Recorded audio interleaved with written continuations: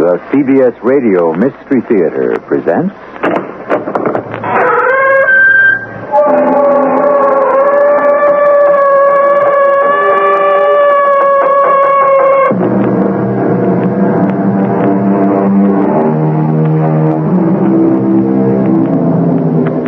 Come in.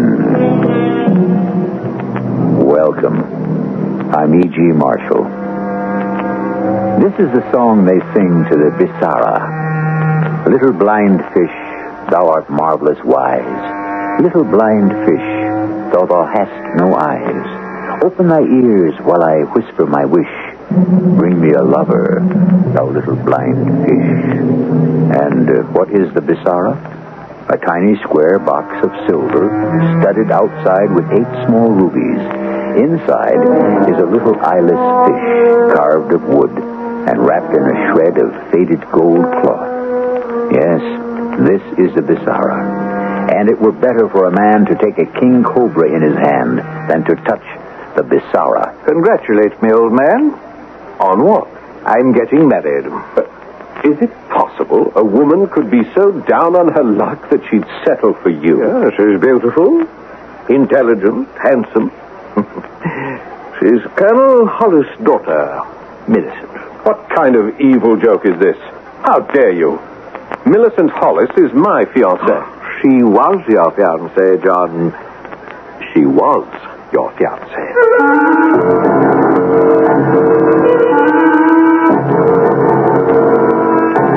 Our mystery drama, The Bisara of Puri, was based on a story by Rudyard Kipling and written especially for the Mystery Theater by Sam Dan and stars Paul Hecht. It is sponsored in part by ARM, Allergy Relief Medicine, and Buick Motor Division. I'll be back shortly with Act One.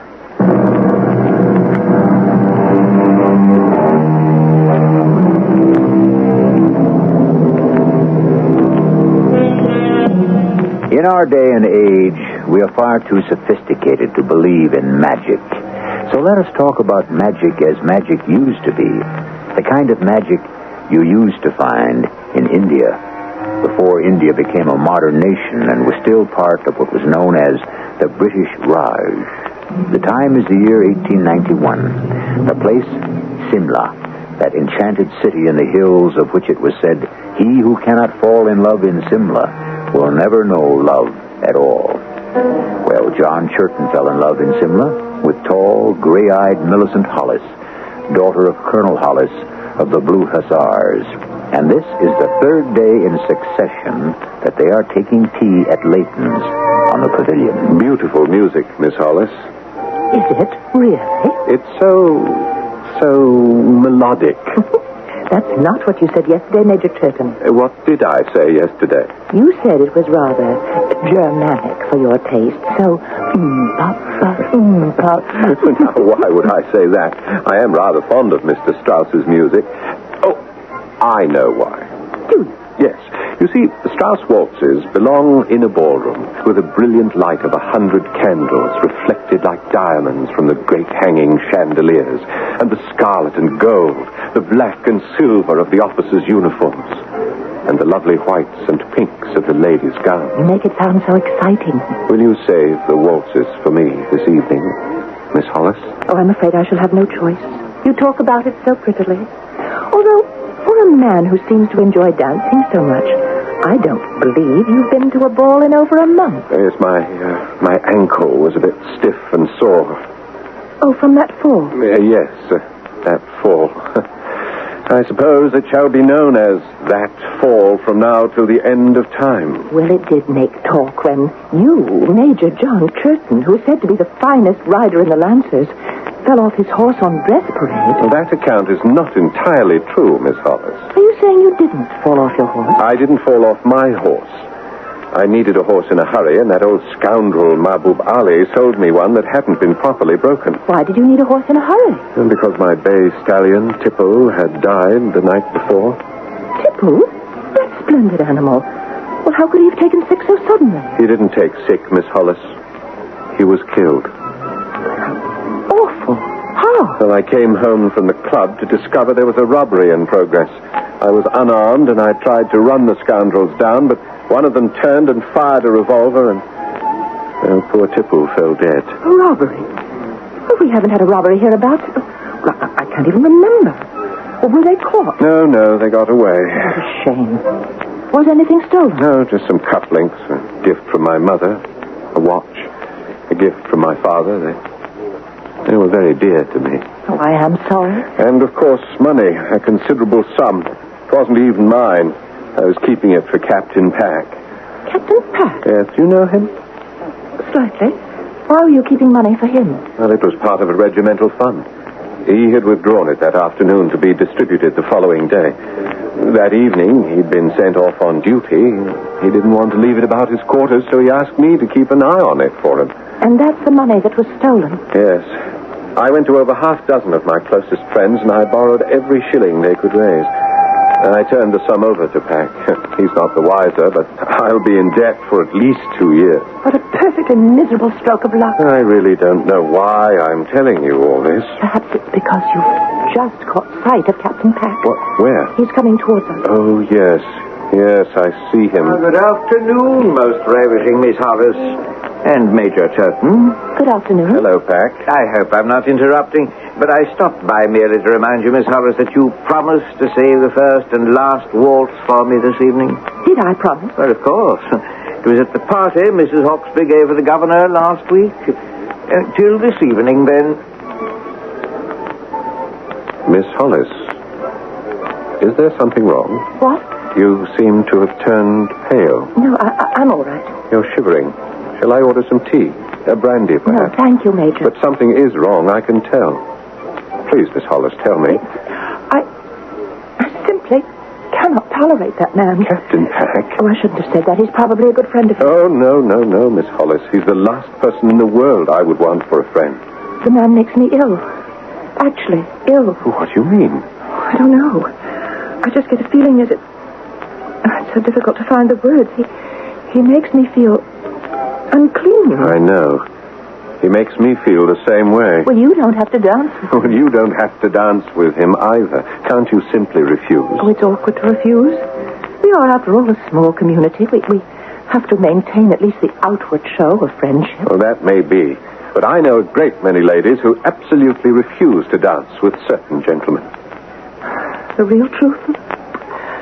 I'm afraid to refuse him. Afraid? But why? I mean, if he ever tried anything the slightest bit improper or out of line, I'd thrash him within an inch of his life. I know you would. And you're still afraid? Oh, I just can't explain. Well, I see only one solution to the problem, Miss Hollis. You will have to marry me.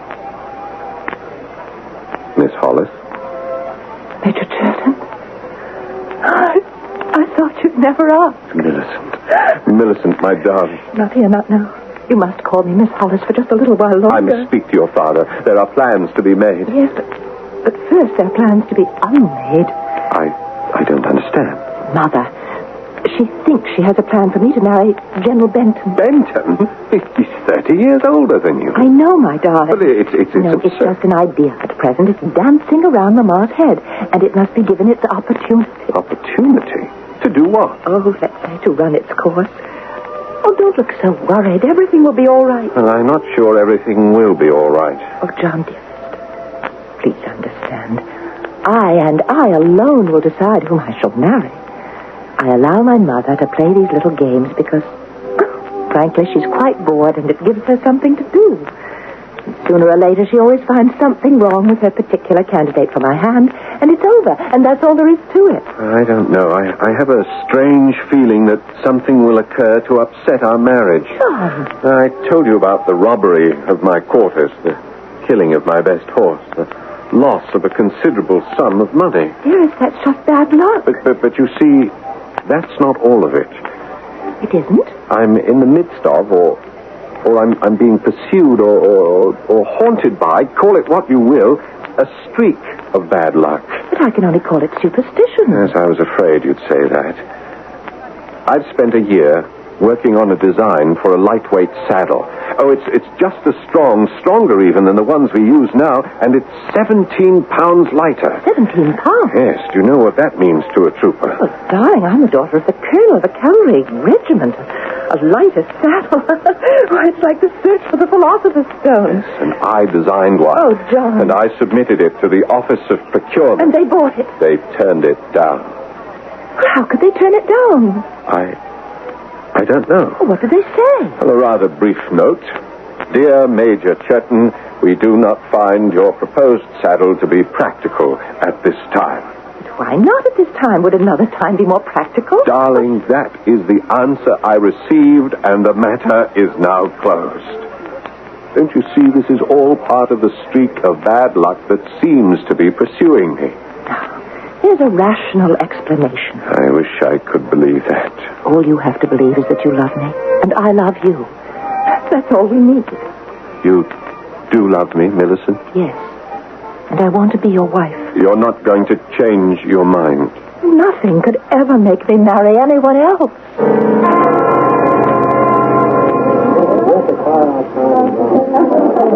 Enjoying the ball, darling? I'm with you, Millicent. That alone is enough. Oh, wait. What is it? The band. They're going to start to play. Oh, wonderful. I am in the mood for a dance. Oh, darling. These are the waltzes. My favorite. No, but I promised the first to Captain Peck. Oh, no. Starting. Oh, come quickly. We'll escape out onto the No, veranda. it's no use. He'll turn the place inside out and make no end of a row till he finds me. Oh, I see him heading this way now, the scoundrel. I don't think he has enough character to be a scoundrel. He's just an offensive man. Pack. He's well named. Pack Rat. Oh, darling, please, he'll hear you. Ah, there you are, Miss Hollis. Good evening, Captain. I've come to claim my waltz. Will you excuse us, Major Chirtton? Miss Hollis? Oh, of course. Major.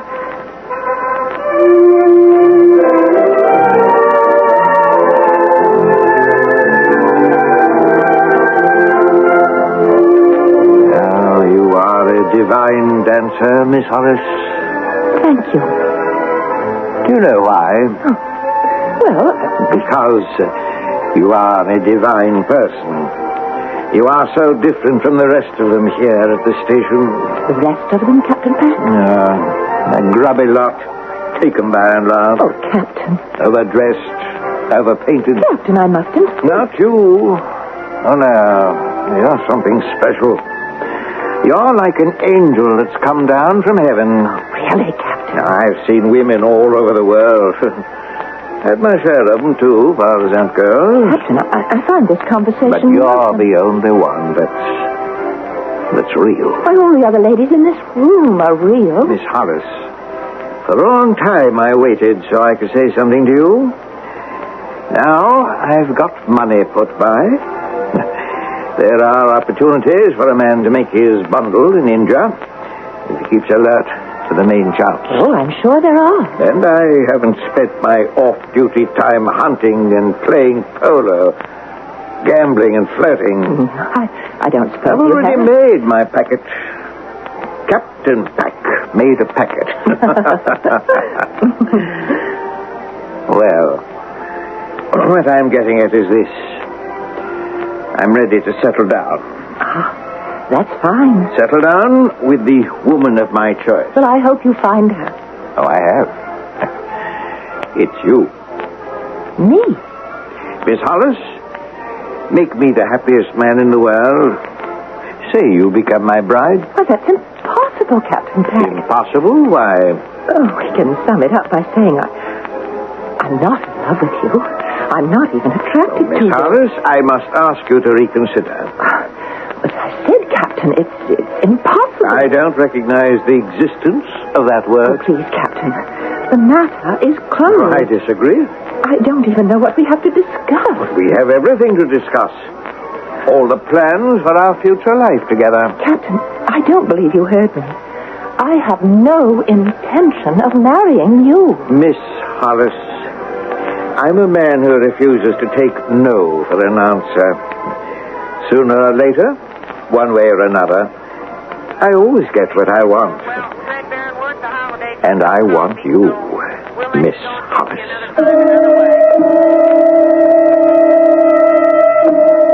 Obviously, Miss Milissent Hollis considers Captain Pack a disaster. But her fiancé, Major Chirtton, has a premonition of disaster. Is Captain Pack going to be that disaster? On a statistical note, our special research tells us that a girl can expect to get an average of 5 serious proposals of marriage in her lifetime. Well, what do you think of our heroine? She's actually had 2 in one day. The rich get richer. The drama also gets richer in Act 2 in just a short while.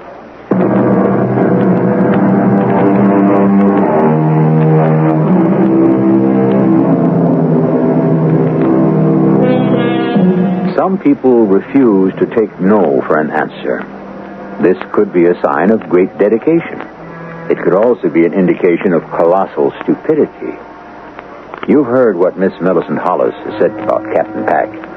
He is hardly her favorite person in this world, but yet, would you be willing to wager a large sum, or even a small one, that she isn't going to marry him? Millicent, what are you doing out here alone?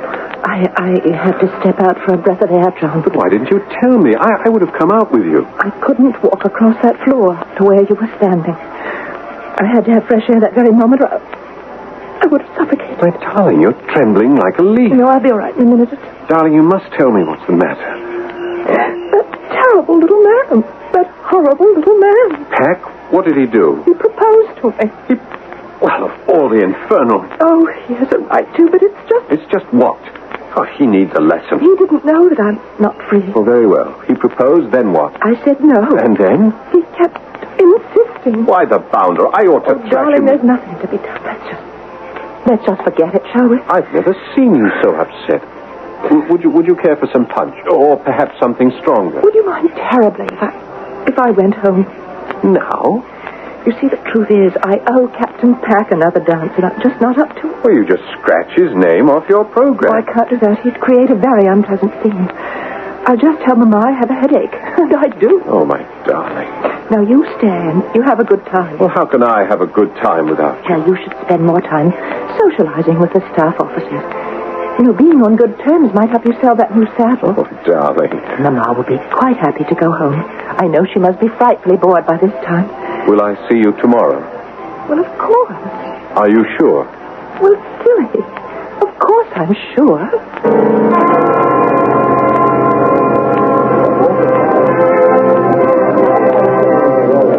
Chirtton! Why, bless my soul, it's Johnny Chirtton.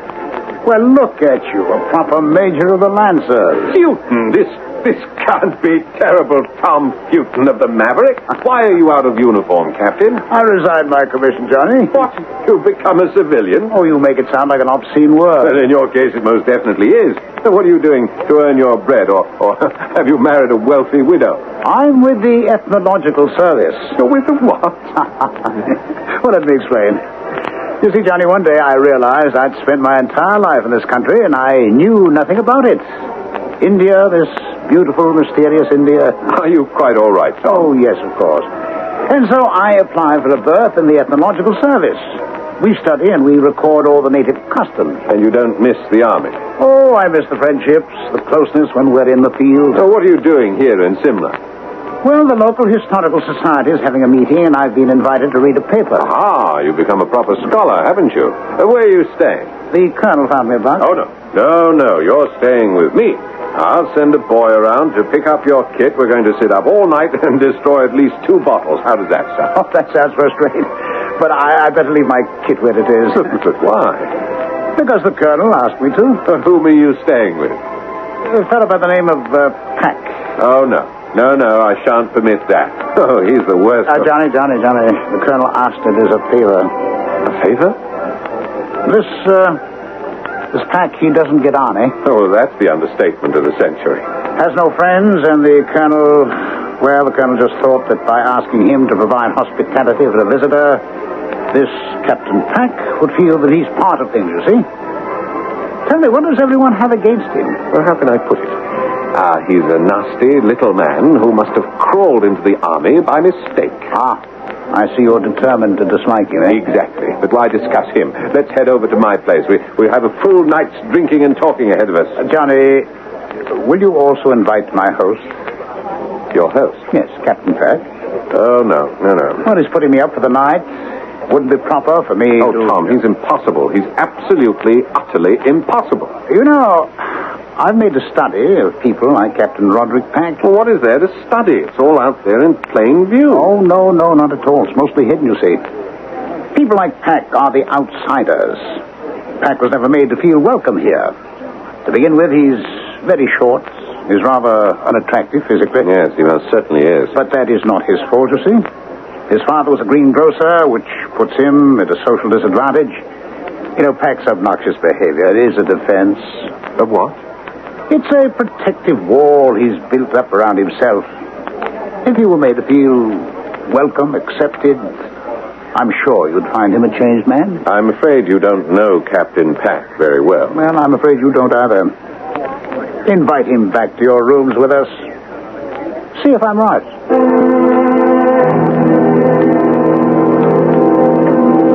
And I said to him, you ain't had the last of Captain Roderick Peck, my friends. For that matter, you ain't had the first. And for that matter... He's not much of a drinker, is he? Truth is, Pack's not much of anything. Let him sleep. So much for your noble experiment. At least now we can talk. It's very impressive digs you have here, Johnny. But then you always like to live well. Oh, I say. That's a splendid clock on the mantel. Yes, I believe it's the only Gladchester chimes in all of India. Had it sent. A Gladchester. Oh, I must have a look at that. Help yourself. Meanwhile, I shall tell you the greatest news of all. Johnny. The most wonderful girl in the world said yes. Johnny, listen to me. Well, aren't you going to congratulate me? Where did you get this? Get what? This box. This little wooden box. Oh, that. This box. It's made of silver.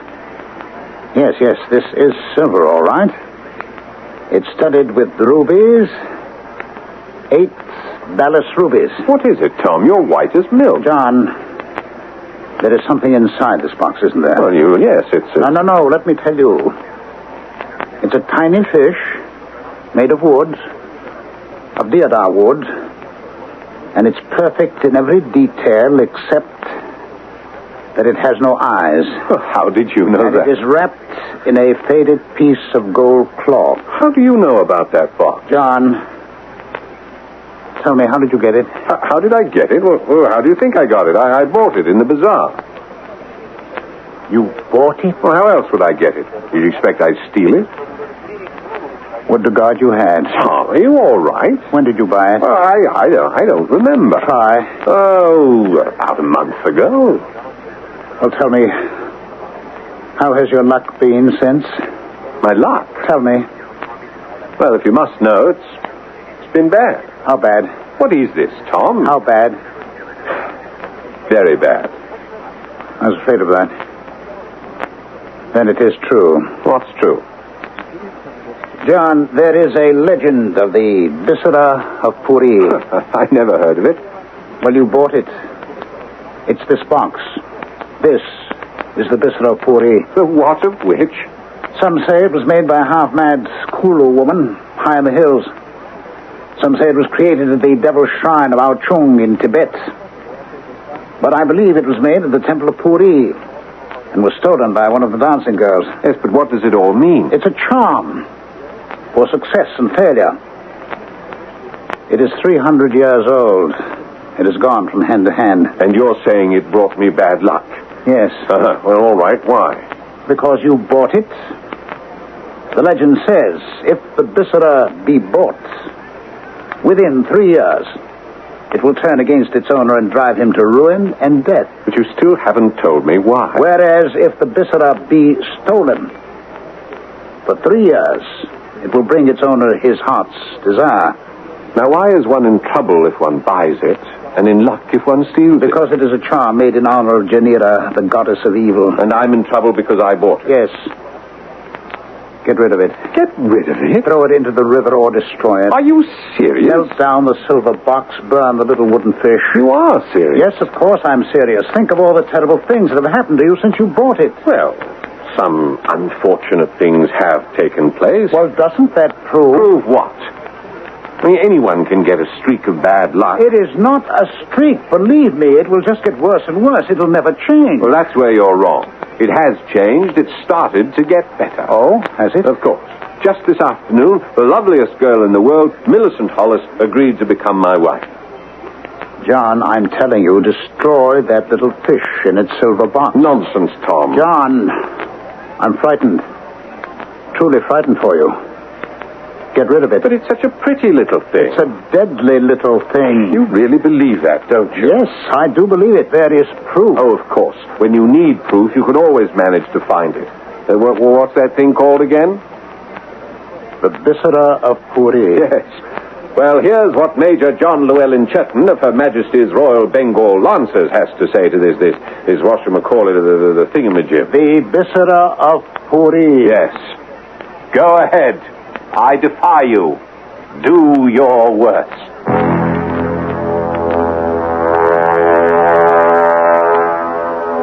Now you know, and I know, that he really should have not said that. Especially on this program. You just don't fool around with charms that are made for the goddess of evil, Janira, herself. If you're waiting for the lightning to strike, you'll just have to wait a few minutes longer. And then I shall return with Act 3.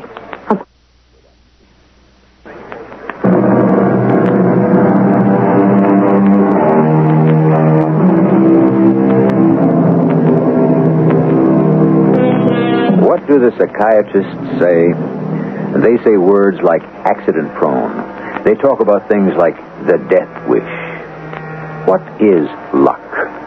Some say it's providence rolling the dice. Good luck, bad luck. Can you understand it? Much less explain it. Where do you get it? How do you keep it? Seemingly trivial questions. But isn't luck the foundation of everyone's life? It starts at the very beginning. Why is one man born poor, another rich, one handsome, another homely? Who can answer? Is it the Bisara of Puri? Go ahead. I defy you. Do your worst. John, you shouldn't have said that. Said what? This defiance that you just hurled at the Bisara. Do you know something, Tom? You've just proved to me that I was a complete fool. John, listen to me. Only this afternoon, I was talking just the way you are now, about luck and fate. I was in a blue funk about all this superstitious rot. Well, there's nothing like hearing someone else spout your own ideas to demonstrate how ridiculous they may sound. But the terrible thing about it, John, is that it happens to be true. I'll tell you what happens to be true, Tom. Too much reading. Too much being cooped up inside a dusty office. It softened your once brilliant brain. Oh, John, I wish I could get through the whole silly business. Apply for reappointment into the real world. Come back into the army. John, destroy it. The fact is, I've decided to give it to Millicent as a wedding gift. Oh, no, you won't find a more handsome piece of workmanship anywhere. Isn't there anything I can say to convince you that this little box, the Bisara of Puri, is the cause of all your misfortune?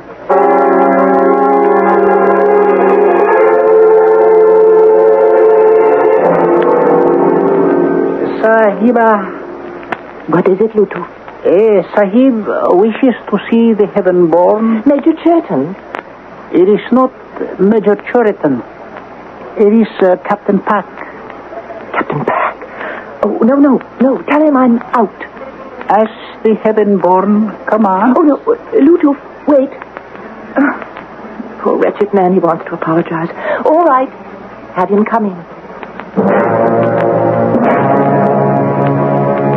Miss Hollis? Captain Pack? Miss Hollis, I have come here to give you another chance. Another chance? The other night at the ball, I asked if you would do me the honor to become my wife. Do you remember? I seem to remember. I return now to tell you that I am willing to do you the honor of becoming your husband. You what? Yes, Miss Hollis. I am willing to marry you. What do you say? Well, what do I say? I say...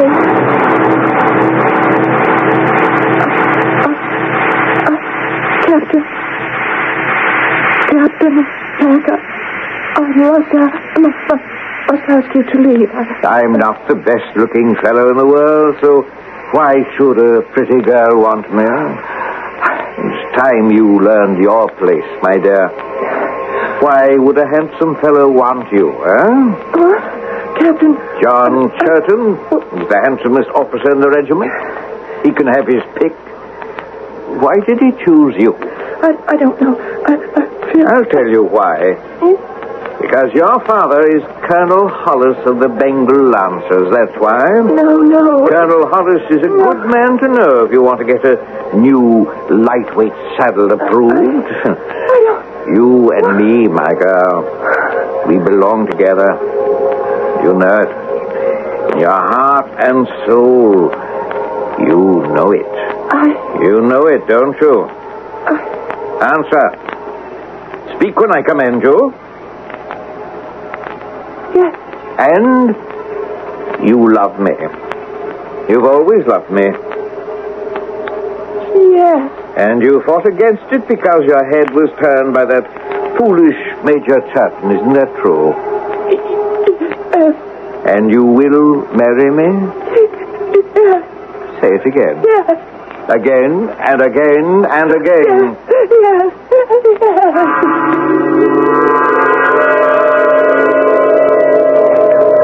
Sergeant, dismiss the troop.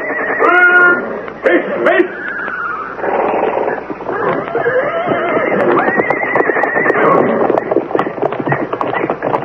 Well, afternoon, Major. Fine-looking troop of men you have there. Splendid body. I dropped by to thank you for having me over to your rooms the other night. Well, I hope you had an enjoyable evening, Pack. Yes, of course. I wonder if you'd do me a service, old chap. What sort of service? I'm to be married. Married? And I wondered if you'd stand up for me. Best man and all that, you know. Who's the lucky girl? Oh, you know her. Oh, do I? Colonel Hollis' daughter, Milissent. Millicent?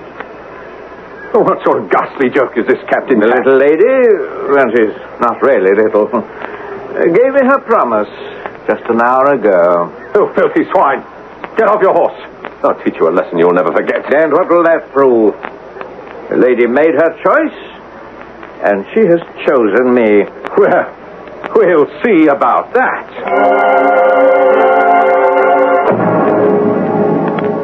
Heaven-born... Yes, Loutouf. The Major Chirtton, he wishes... No, Loutouf, tell him I cannot. But you shall, Millicent. You will see me, and you will explain.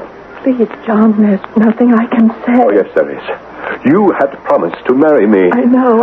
You said you loved me. I know. Well, was it a lie?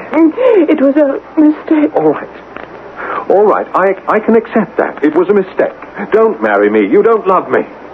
But how can you marry that wizened, slimy, evil, nasty Roderick Pack?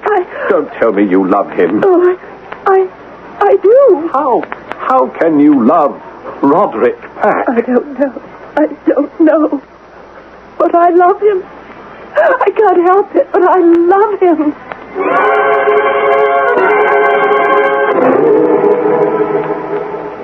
John? Come in, Tom. Come in. I got your wire, and I came as quickly as I could. She's thrown me over, Tom. Millicent? That's impossible. Oh, that's not even the worst of it. Guess who she intends to marry? Captain Pack. How did you know? What else could it be? Well, I'm ready to admit it now. It's that box. That damn little box. It's well on its way to destroy me completely. I'm sorry. Is it too late to destroy destroy it now. She's already promised to marry him. I suppose it may be too late for that.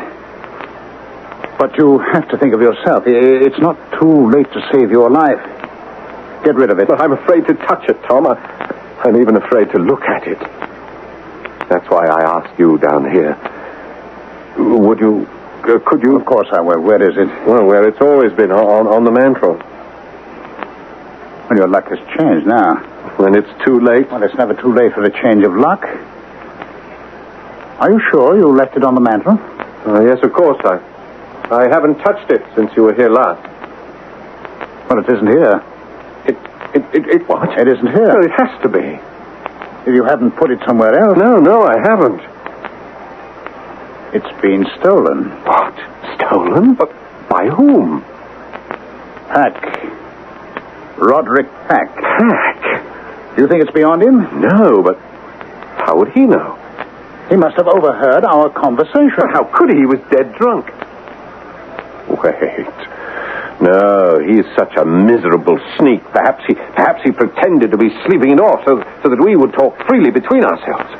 And he might pick up some tidbit of information. He certainly did. The Bisara of Puri. He who steals it will have his heart's desire. It's the only way to account for Millicent's behavior. I'll kill the swine. No. That won't bring Millicent back. She'll go on loving him for the rest of her life. Yes, but we must do something. Yes, of course. And soon. Tomorrow night, Colonel and Mrs. Hollis are having a ball at the club to announce the engagement. We'll have to steal it back. Steal it? How? We can't just go into his quarters. Suppose we're caught. And with my luck, we'd be cashiered fast enough. Well, be thankful I'm with the ethnological. Now, listen to me. Tonight, an Afridi merchant is going to visit Captain Pack at his quarters. He is going to steal the Bisara. I don't understand. Oh, it doesn't matter. You wait in the shade of the tree just beyond the compound. When this Afridi comes by, jump him. But Jump him. Take the Bisara by force. Do you understand? By force. Tom, what are you saying? Just do as I tell you. Remember, he who steals the Bisara shall have his heart's desire.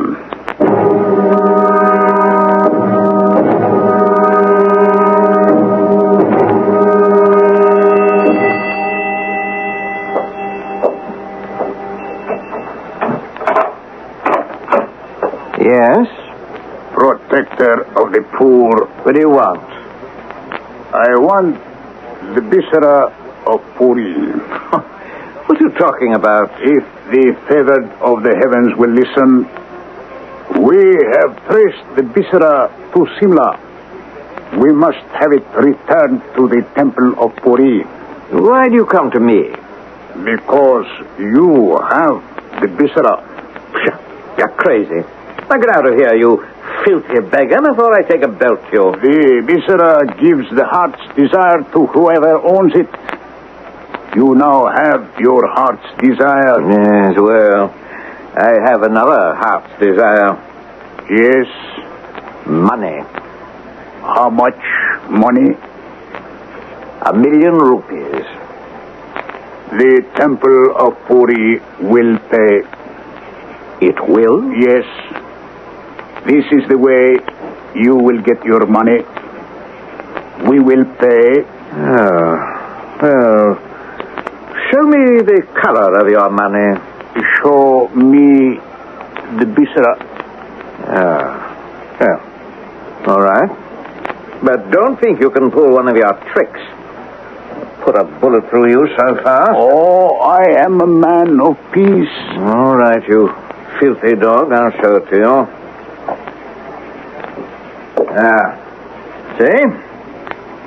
See? Here it is. It is the Bisara. The Bisara of Puri at last. And now, the money? Oh, yes, the money. Here it is.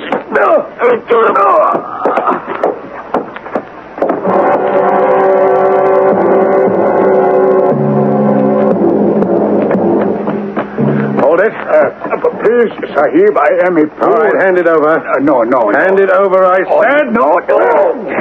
There, you hand it over to me.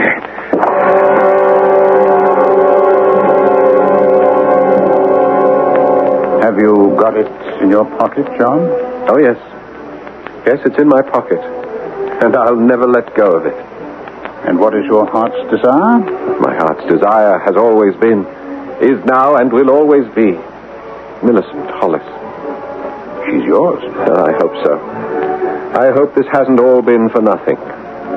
Well, I got a black eye out of it. You know, you were quite realistic. Ladies and gentlemen, may I have your attention? Ladies and gentlemen. Look at that smirking weasel standing there with Millicent. Ladies and gentlemen, I have an announcement. Keep thinking it. My heart's desire is Milissent Hollis. My heart's desire is Millicent Hollis. Good, that's it. Ladies and gentlemen. Just a moment, Father. You can't make the announcement just yet. Why not, my dear? Well, John. Where's John? He should be at my side. Why should John be... My dear, your fiancé belongs at your side. And he is... Who? Captain Peck. What's he doing here? Well, you accepted him. What sort of a joke is this?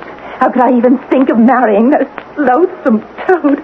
John, where are you? I'm here, my darling. Father, I intend to marry no one else but the man I love, John Chirtton. Oh, John. John. Darling, everything's going to be all right. Yes, I could get the hang of what women are all about. John, is he the one, Mary? Oh, yes. Yes, Father. The only one.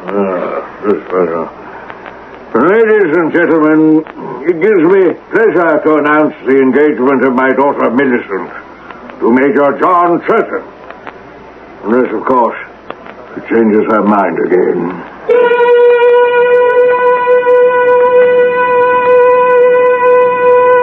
But she didn't. And they were married. And they were very happy because for 3 years, John was able to grant every wish their hearts desired. But after 3 years, believe it or not, somebody stole the Bisara of Puri from John Chirtton. But it really didn't matter. They lived happily ever after anyhow. I'll be happy if you wait for my return in just a little while.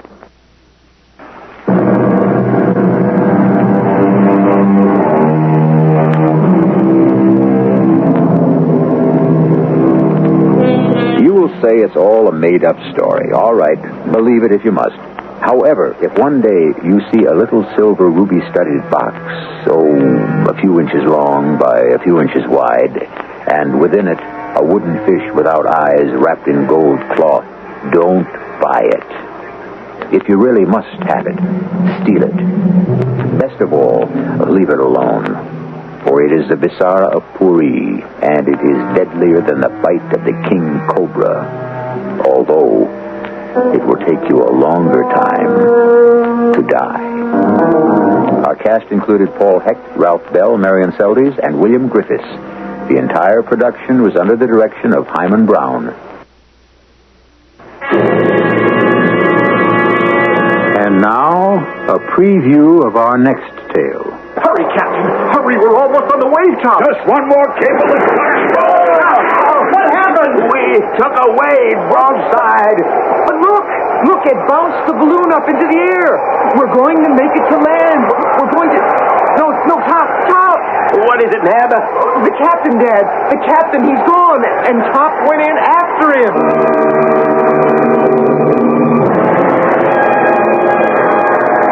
It was true. A wave struck the balloon and carried away Captain Harding and the dog. And the loss of their weight had been just enough to let the collapsing balloon rise and the wind to carry it towards the land. Now, just before we came to the shore, the balloon, half inflated, fell again to the sea. And with the wind driving it and us clinging to the mesh, we were rushed to the shore, battered by the surf, fighting our way to shore, exhausted and half dead. Radio Mystery Theater was sponsored in part by Buick Motor Division. This is E.G. Marshall inviting you to return to our Mystery Theater for another adventure in the macabre. Until next time, pleasant dreams.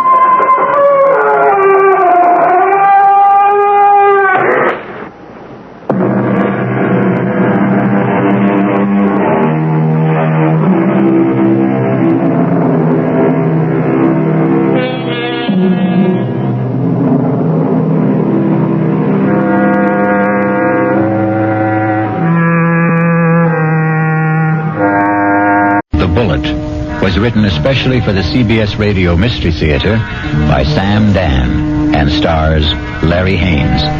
I shall be back shortly with Act 1.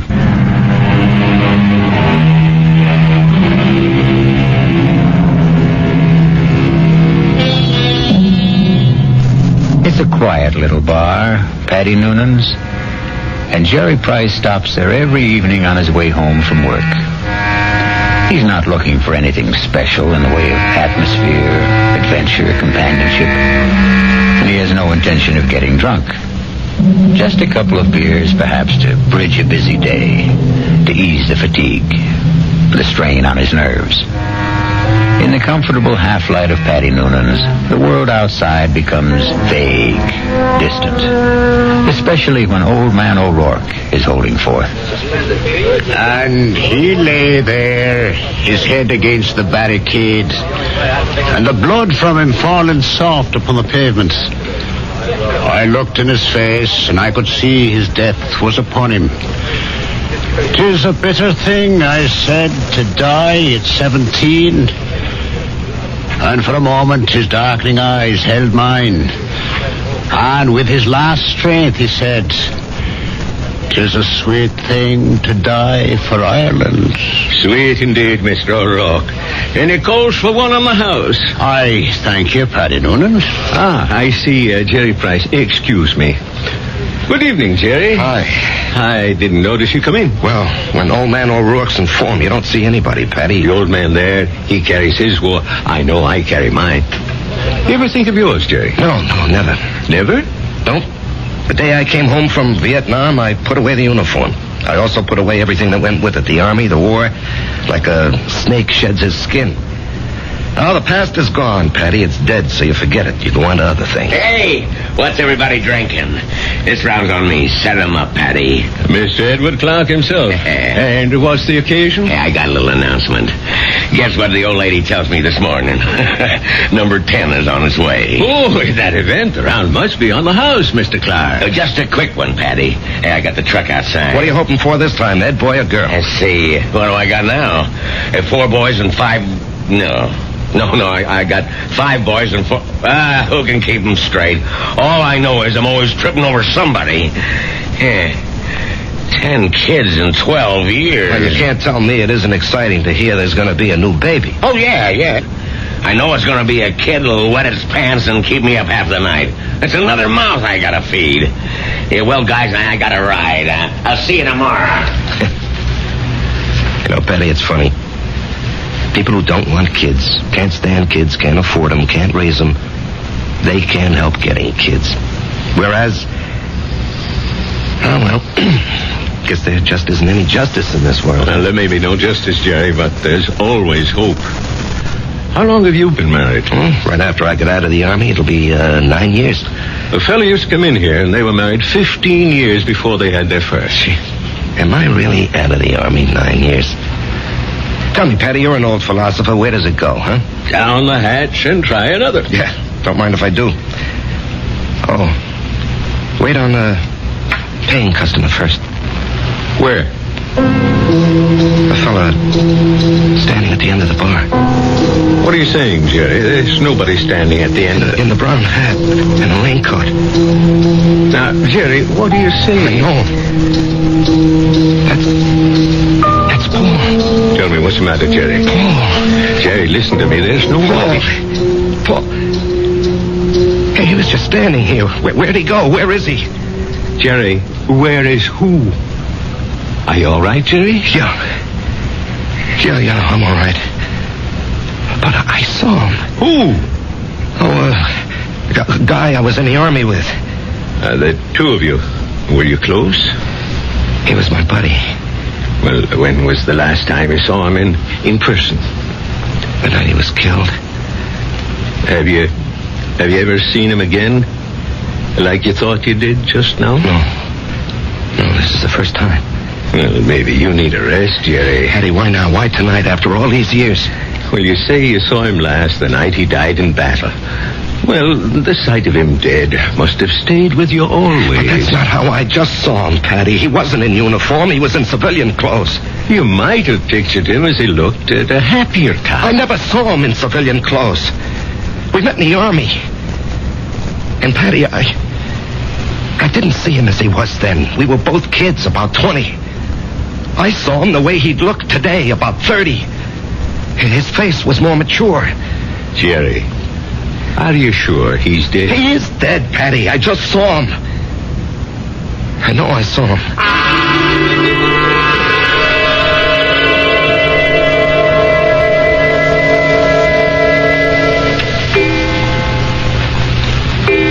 Jerry, it's after midnight. Oh, I'm not finished, honey. I got to clean up these reports, Marge. Honey, a new rule has just been passed in this house. All paperwork shall be done in the daytime. Marge, I have to call on customers. Be reasonable, huh? Am I the kind of wife who makes idle criticism? No, indeed. Constructive suggestions, that's my motto. Northeast Distributors can solve all your paperwork problems by hiring a girl. Honey, I'm lucky to have the job. No, Jerry. You're not lucky. They're lucky. Well, everybody knows you're a terrific salesman. Well, you could get another job tomorrow. More money, less headache. Honey, I couldn't walk out on Joe Keller. Why not? Well, I'll never forget what that man did for me. I came home from the army, a kid with no experience. I needed a job. He took a chance with me. Now he needs me. Oh. Well, I'm just worried about you, Jerry. You look so tired all the time. No, I'm in great shape. Will you go see Doc Steiner? I did, today. Oh, well, it's about time. You needed a checkup. Well, I didn't just go for the checkup, honey. I went for the other thing. Oh, Jerry. Well, he said some people, men, well, they're okay in every way, but it just doesn't work out for them. Jerry, it's all right. No, honey. It's all my fault. Honey. It's just unlikely there can never be any kids. He said unlikely. What he meant was impossible. We've got each other. Yeah. If only you didn't want a child so badly. Now we'll definitely think about adopting, okay? Yeah, okay. Sometimes that works out even better. Come on, honey, let me see you smile. Marge, I don't know what I'd do without you. Oh, that makes us even. I don't know what I'd do without you. Come on, get to bed. Yeah, I'll just have a cigarette, huh? Honey, why'd you turn on the music? To make sure you don't try to sneak in some work. I know you can't concentrate with the music going. I'll just be a couple of minutes, honey.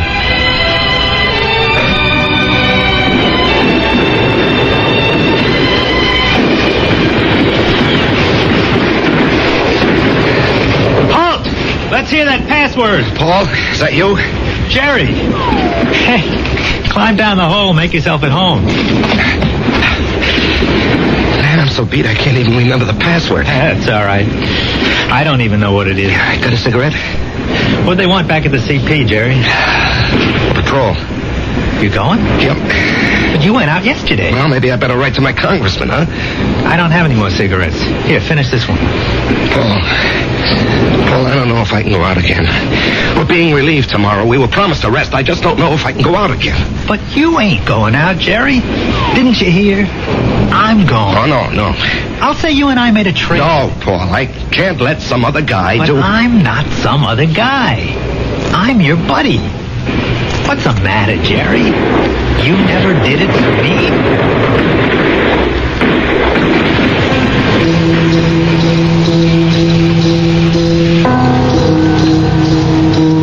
Can I have a drag on that butt, Jerry? Paul, you're alive. I'm alive, Jerry. I'm here with you. In your living room. No, you can't be here. I went out afterward. I found your body. I carried it back. Maybe it wasn't you. It was me. But you were dead. You were killed. Yes, Jerry. I was killed. Jerry, will you turn that radio off and come to bed? Marge, he's here. Who's here? Can't you see him? Jerry, I don't see anyone. Paul, why can't she see you? She will. They all will. When? Later. I have to go now, Jerry. No, Paul. Paul, tell her. Jerry. She'll think I'm crazy, Paul. Paul. He's gone, Marge. He's gone. Jerry, honey, what's going on here? Marge, he was here. He was right here. Now, you gotta believe that. I'm not drunk, and I'm not crazy. I believe you. I believe you, Jerry. Now, here, just sit down. Don't do anything. Don't say anything.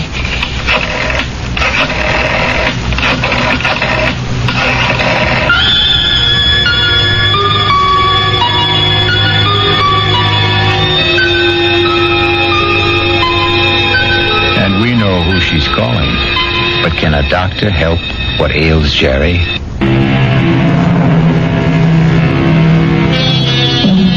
And now, Act 2 of The Bullet. Let us trace the path of the bullet.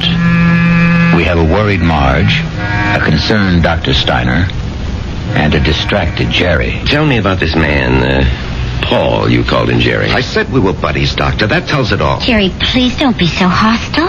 Dr. Steiner's only trying to help. You were buddies.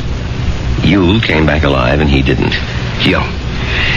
There's an extensive medical literature on the subject. Oh, I'm sure there is. Jerry. I'm not being hostile, Marge. I know I saw him. Of course you saw him. Well, finally. But that doesn't mean he was there. You see, Jerry, the death of a wartime comrade remains an eternal reproach.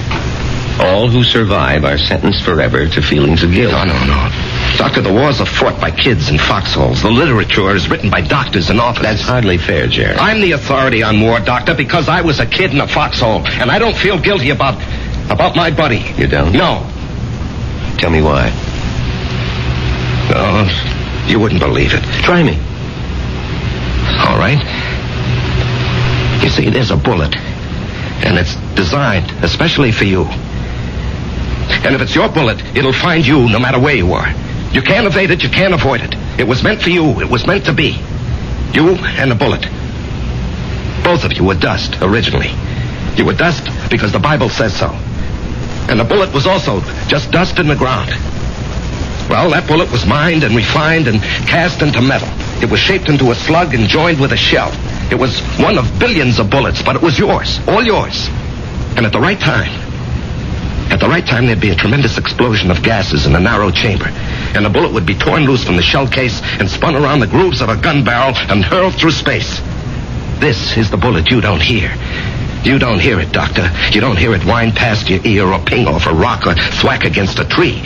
That's because it's your very own bullet. It's coming to meet you, or you're going to meet it. It's been arranged. You see?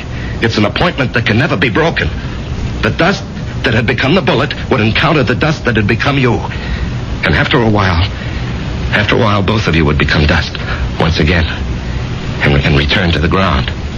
Your original home. Jerry, I know you're overworked, you're overwrought, you're overtired. I keep telling him to slow down. Okay. I know I'm under a strain. I know I'm working too hard, but what can I do? Jerry, try to understand. Right now, you're having what is popularly known as a nervous breakdown. This alleged visitor from another world. I say he's an illusion. I say you have subconscious feelings about him which you're not aware of. And I say they burst through because of heavy pressure on your nervous system. Yeah, I knew you'd say that. Prove me wrong. How? Go away. Get out from under. Rest a while. Relax.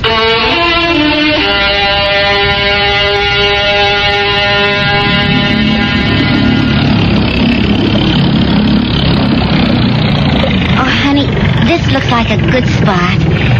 You want to stop here and try for some fish? Oh, Marge, I think I'd like to go back and play 9 holes this afternoon. Great. I need more practice with my iron. Honey, you know, you've been getting a lot of sun. Maybe you better take it easy for a few hours, huh? And besides, you have an appointment with, what's that name? Biscayne Appliances. See, Jerry, I wasn't sleeping when you called that number this morning. Now, Marge, I've been good all month. I was just getting restless, that's all. Look, they're a big chain down here. If I can open them up, I'll justify the trip. Justify? To whom? Why do you have to justify anything? Isn't your health important enough? Honey, Joe Keller was very nice about it. Joe Keller had no choice. Marge. Honey, Steiner was right. I was beat. I don't know how I managed to drag myself along. So I did the right thing. I chucked it all. Now I'm fit, see? I never felt better in my life, and I'm raring to go. Great. In a month or two, we may think about going back. I'm not used to being idle, honey. Neither am I, but I am learning to love it. Oh, Marge. Why didn't I meet you when I was young? Young? Jerry, you weren't even 21. No, I was already made when we met.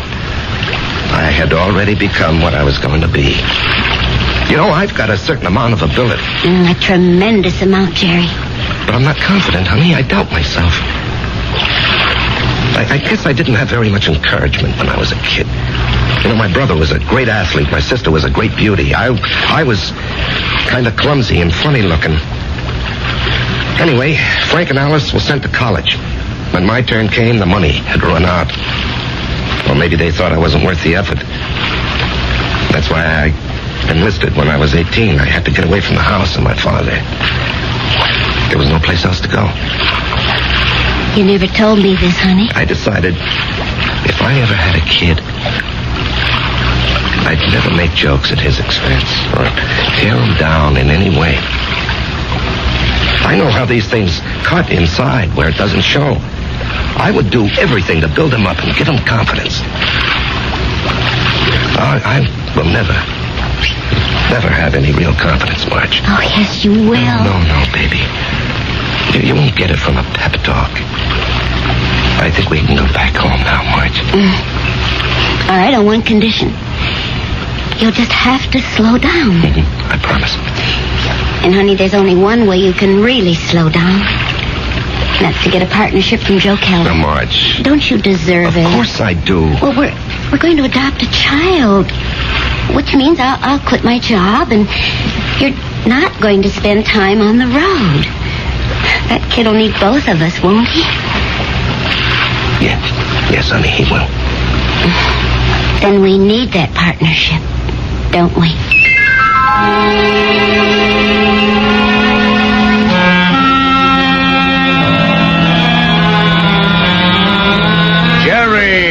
Jerry, baby. You look like $1 million. Less 2% for cash, of course. Yeah, Joe. Hold it. Ramona, no calls. I'm in a meeting. I can't be disturbed. Well, anyhow, Joe, hello. I want you to take it easy for a while, you hear? Yeah, I'm ready for action, Joe. Oh, you think you're ready. Now, listen. I know you had a lot of expenses. I want you to take this little check. It's only $500. I'm strapped for cash this way. I had to pop for a whole new computer setup. But anyway, I decided to increase your bonus to 5%. That'll amount to a pretty sweet raise, huh? Now, Joe... Don't thank me, kid. You're entitled to it. We got to make sure you don't get sick again. Joe, I have to talk with you. Well, sure, kid. What about? Well, it's, personal and important. Well, let me buy you lunch.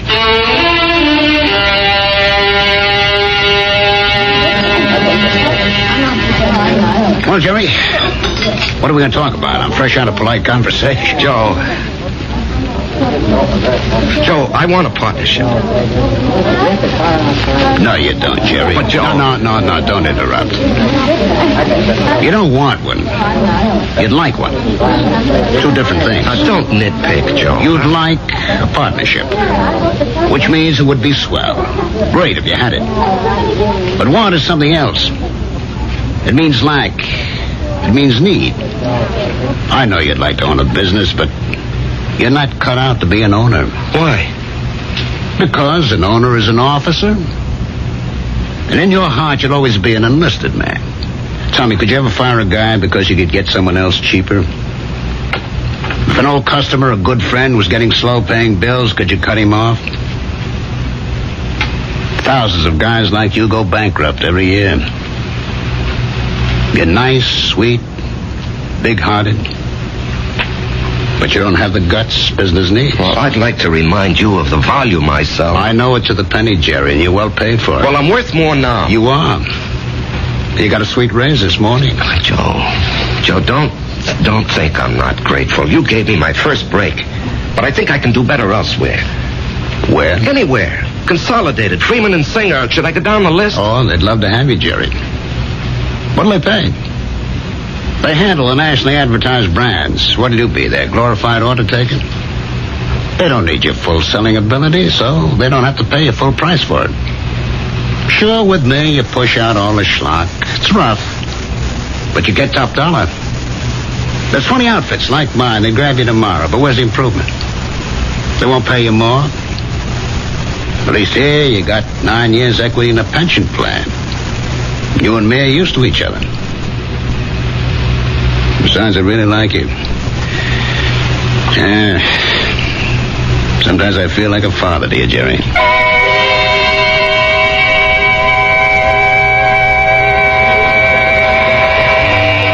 A fiasco, Patty, a fiasco. And how do I break it to March? Oh, what's it all about, Jerry? Well, at least I don't have to put up with Ed Clark tonight. I think I'd punch him right in the mouth. We'll be deprived of his wonderful company the next 2 weeks. He's tooling that trailer into the southwest. Hello, Jerry. What? Patty, is someone standing behind me? No, Jerry. Well, will you tell me why? I'll tell you everything, Jerry. When? Soon. I think maybe tonight. Paul, why do you keep popping in like this? I don't know, buddy. I can't control that. Yeah, but Paul. Patty, don't you see anyone? No, Jerry. You didn't hear anyone talking to me either. No. Patty, do you think I'm crazy? Well, maybe you should see a doctor. I saw a doctor. Well, how about one of them psychiatrist fellas? I never even told my wife. I did see a psychiatrist. But after a while, I figured, why pay him $50 an hour when I can come in here and talk to you for nothing? Well, there must be more to them fellas than that. Oh, sure. He said that the roots of my problem go back to my unhappy childhood. But, Patty, I have a brother, Frank, who feels terribly insecure. He goes to a psychiatrist, too. Why? He had a happy childhood. Put it this way. If you see someone, and I don't, the flaw can be in me and not in you. Drink? No. I better go home and face the music.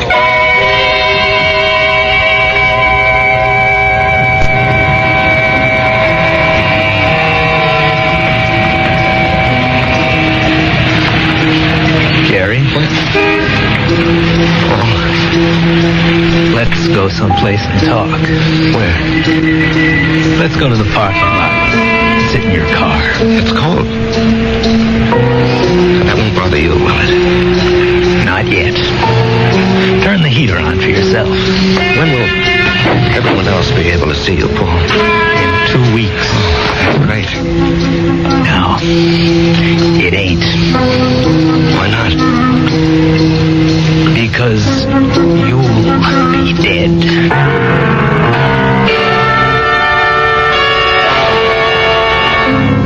Because you'll be dead. Cold words from a warm friend. The chill inside the car becomes intense. But Jerry knows there's no point in turning on the heater. We'll rejoin these two friends when I...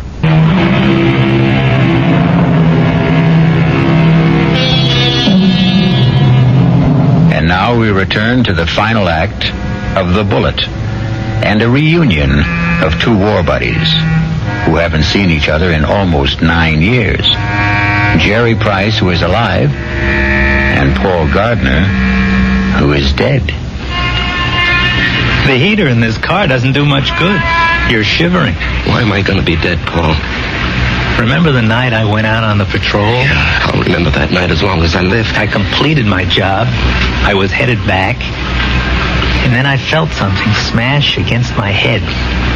And I knew I just met the bullet. You know, the bullet we used to talk about? I bet you don't remember. No, I remember. I felt it slam into me. And then I didn't know anything anymore. Yeah, well, when the guys told me, I went out to get you, Paul. Yeah, I might have known you would. 1 minute, I was moving through a rice paddy. And the next minute, I'm sitting in an office. And I knew a lot of time had gone by. Don't ask me how. I knew, that's all. A man was talking to me. What kind of man? You know the type that's a clerk in the government or a big corporation, fussy, self-important. Everything's got to be in the right place. He doesn't even look at me. He's got a piece of paper. He says, Paul Gardner, you're going back. You should not have died that night. The computation was for you to survive. The plan was for you to marry a girl named Marjorie Stone. I married Marjorie Stone. Yeah. I told the guy, I want no part of it. And he gives me a look, this clerk does, like he couldn't care less about me or you or anybody else. And he says, come with me. He leads me to a door. It opens. And all I can hear is a hum and a clicking. And all I can see is a computer. I mean, there's no end to the thing. That's all you can see is computer. And he says, there it is, friend. City Hall. Go fight it. By this time, I'm shaking. That machine scared the pants off me. You couldn't see the top nor the bottom of it. There was no end to it, just a machine, wherever the eye could see. Well, then what happened? This clerk, he tells me there's a plan. A capital P plan. It calls for me to come home. Not you. Yeah, well, maybe that's fair, Paul. You were always the better man. No. You got more on the ball. You never got a break, that's all. I had a chance to go to school, become somebody. I could have gone into the old man's business, become the biggest hardware dealer in Atlanta. You and me. We both run away to join the army. You because you had nothing. Me because I had everything. But why are you coming back? Because Marge and I are supposed to have a boy. A certain kind of a boy. He'll grow up, I don't know, discover something, create something, or be somebody the world needs real bad. They wouldn't tell me what. Anyhow, 40, 50 years from now, he has to be here. And of all the millions of men and women, he could only be born to me and Marge. When am I leaving? I told you. In 2 weeks. How? 9 o'clock at night. A trailer truck will go past Patty Noonan's saloon. Just as you're crossing the street. Why does it have to be like that? Because you don't know how careful these things are figured. You could get killed a million ways.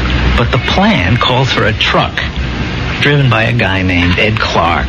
Oh, yeah, I know Ed Clark. He doesn't have a good record, so it'll be easy to prove he's a careless driver. He works for a big outfit, so Marge will have a good settlement. But why? I still don't understand. She'll need the money. You see, I won't be a good father. Not as good as you, for sure. Oh, I'll love the kid. I'll love Marge, but I won't be there a lot. You know me. I have to keep moving. But if you know how important it is for the kid... I won't know. Once I'm alive, I won't remember any of this. And you say it's all figured out, maybe not. The human element. How can the machine predict Marge would go for you, huh? With all due respect, Jerry, did I ever have any trouble landing any dame I had my sights on? With all due respect, I can't see Marge falling for your line of chatter. She will, Jerry. I'll be there when she's having a bad time. She'll be all alone. She'll need somebody. Things will take their natural course. Sure, she'll see through my line, but after a while she'll get to like it. I'm different. You're quiet. I raise hell. You let things eat at your insides, not me. I pop off. Maybe my way's no better in the long run. And she's married to you, and she loves you. But deep in her heart, she loves my way better. She'll fall in love with me. Jerry, you have to believe I don't want to do this, but it was your bullet, not mine.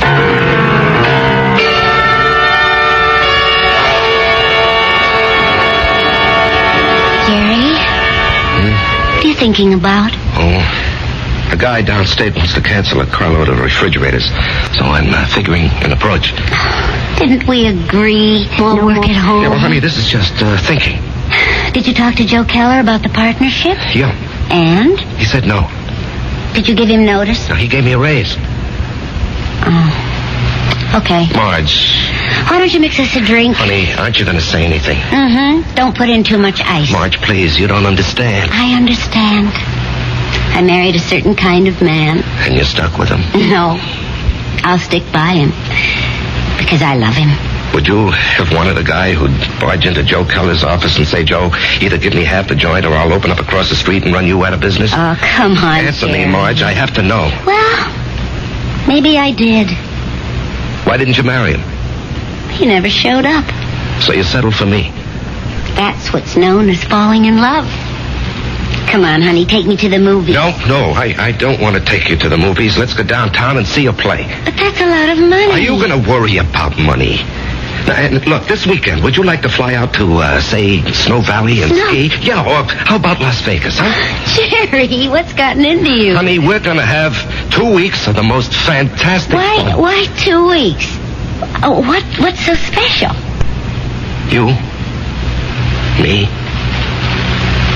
I just want to spend the rest of my life having a ball with you.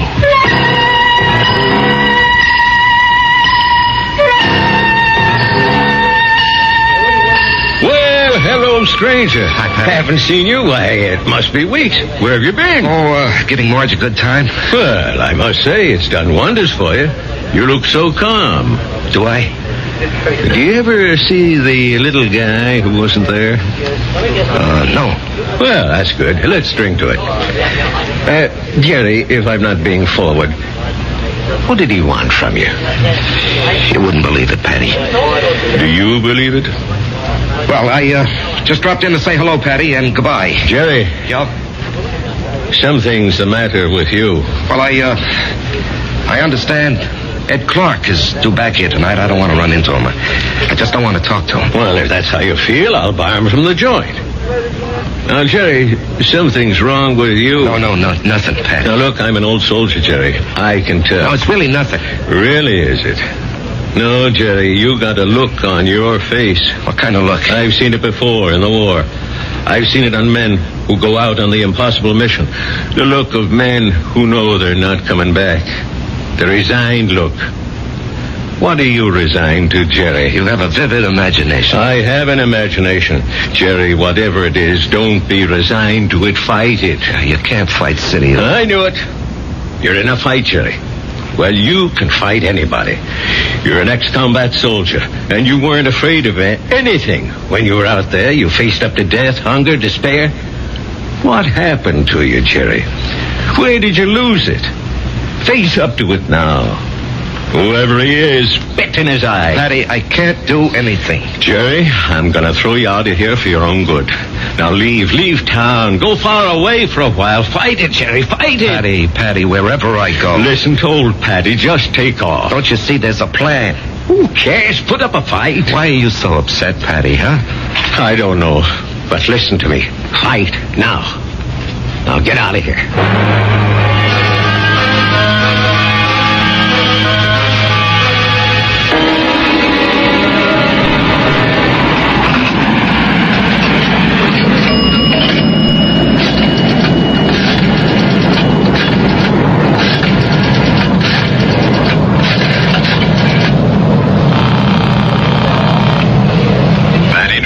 Patty, it's Jerry. I decided to fight it. Good boy, Jerry. You know, Patty, there's something about your place. I don't know how to say it, but I feel stronger, better, away from it. Well, I don't mind. So I'm going to fight.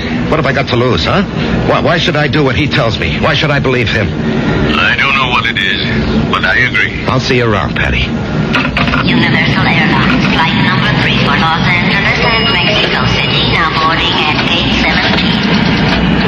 Who are you calling, Jerry? Marge, I have to tell him. Jerry, don't do do it this way. There'll be 100 other people on that plane. Do it the way it has to be done. Paul, I have to fight you. Why? Because it isn't fair. Was it fair for me to stop your bullet? Come on, Jerry. Ed Clark will be tooling by Patty's in less than an hour. Paul, I don't know if I have the nerve. I'll help you, buddy. I'll help you. Come on. Hello? Hello?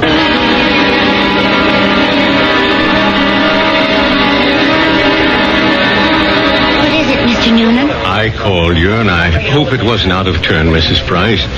It's about Jerry. What about Jerry? He's sitting back there in a booth. Now, wait. Don't go to him yet. He's in trouble. Well, it can't be. We've had such a glorious 2 weeks. He's in trouble. Well, what kind of trouble? I don't know. We have to help him somehow. Is it that Buddy? I think so. Well, the time has come to lay that nonsense to rest once and for all, and I'm going to... That won't work. Agree with him. Show him anything he wants is okay with you. Don't fight him. All we can give him is love. Hi, honey. Hi. Buy me a drink? Oh, sure. You know, I never knew you had those little gold highlights in your hair. Oh, I'm using a different bottle this week. I love you. I love you, too. And I want you to be with me always. Come on, Jerry. Let's start. No, not yet. Are you talking to me? The plan calls for it. How do I know there is a plan? Ask anybody. Ask Marge. Jerry, what are you talking about? Marge, do you believe there's a plan that determines the actions of everybody in the whole world? No. You sure? I'm sure. Well, then how do you think things work out? Well, every which way. Come on, Jerry. It's time. No, I won't go. Where won't you go? Then, Marge, as far as you're concerned, there isn't any plan. Oh, well, what do you think, Jerry? No, that's not important. What do you think? Well, yes. Yes, there is a plan. I can prove it. You can? Yes, but you started me thinking there has to be a plan. Otherwise, you and I, we just never would have met. Remember that day? Yeah. You were taking cash at Ryman's drugstore. That's the only reason I walked in there. Well, I'd already given notice I was going to leave. And then you walked in and asked Doc if you could open a charge. Then and there, I decided to stay. And where? Where were you going? Oh, away. Pull up stakes. Why? Well, my folks were gone. My friends were married. The neighborhood had changed. The girl I went to school with had a father, a construction engineer. He'd been transferred. Well, she took a job in his new office, and she wrote and said she found a nice crowd. They needed secretaries down there. She could fix it up. Well, why not? I was set to go. But it was not to be. You came wandering into Ryman's. Obviously, there's a master plan that rules our lives. And where was this wonderful place you almost went to? Atlanta. Atlanta? Oh, what's so remarkable about that, Jerry? It was definite you were going. Oh, sure. And only because you met me. Only because I met you. Otherwise, I'd have gone to Atlanta and married a southern millionaire. But evidently something had been planned for me. Aren't you flattered? I met you, and it changed my whole life. Are you ready to go now, Jerry? Marge, will you come with me? Yes, Jerry. Where do you want to go? Well, I have to do something. I'll come with you. No, wait here, darling, please. It's time, buddy. Just like going out on a patrol. Jerry, where are you going? That's all right, Patty. It's all right. I didn't want this, buddy. I know. I don't want you to take my bullet either. Goodbye, Jerry. Yeah, goodbye, Paul. Take care of her for me, huh? You know I will.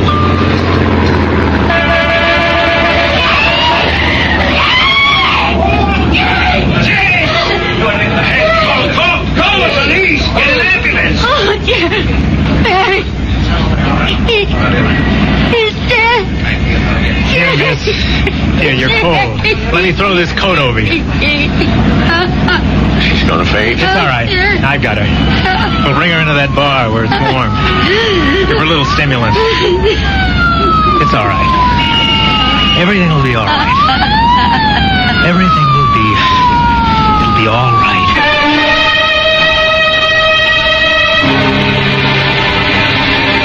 So many people preface what they believe with, "It is written." It is written in the stars. It is written on the wind. And for so many like Jerry, it is written on the bullet. I'll be back shortly.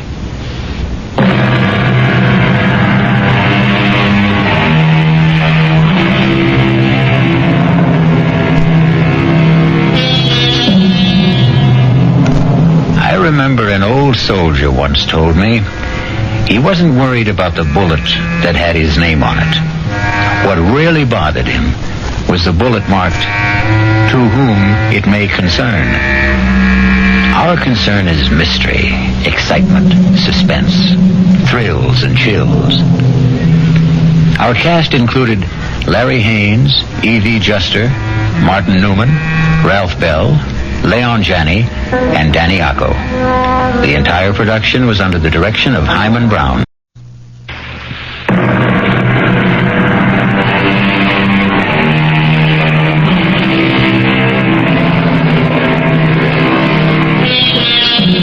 Each of us has, I believe, a sense of honor, though we don't talk about it or perhaps even know we have it.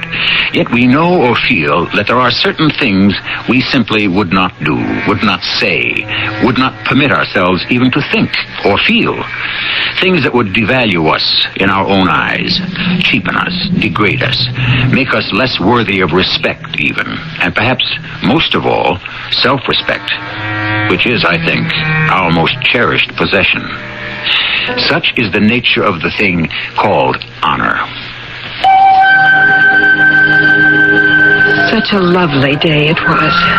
The bluest of blue skies, little shreds of pure white clouds, a pair of cardinals wooing each other in the big elm tree. It seemed there had never been such a day.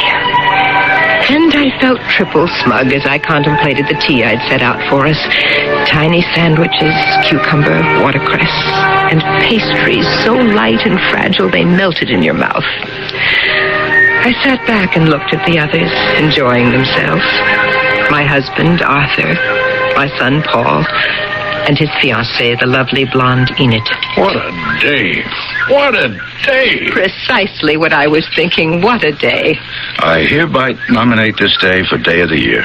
All in favor? Aye. There never was such a day. Exactly what I was thinking, my exact words. You two do that often. Do what? Well, think the same thing at the same moment, the same words. Well, come to think of it, we do. Oh, wait till you and Paul have been married for 30 years. You'll see. It's one of the rewards of marriage. Offsets the penalties. Arthur, really? Oh, only teasing, my dear, only teasing. All the same, we agree. It's a great day. A perfect day. There'll never be another one like it. Now, you're not going to believe me, but that's what I was thinking at that very instant in those very words. I mean it. It's true. Enough about this day. What about the big day 2 weeks from now? What about that day? Oh, yes, the day of the Braithwaite Award. Oh, that. What do you mean, oh, that? That is a very big thing, a great honor. I know.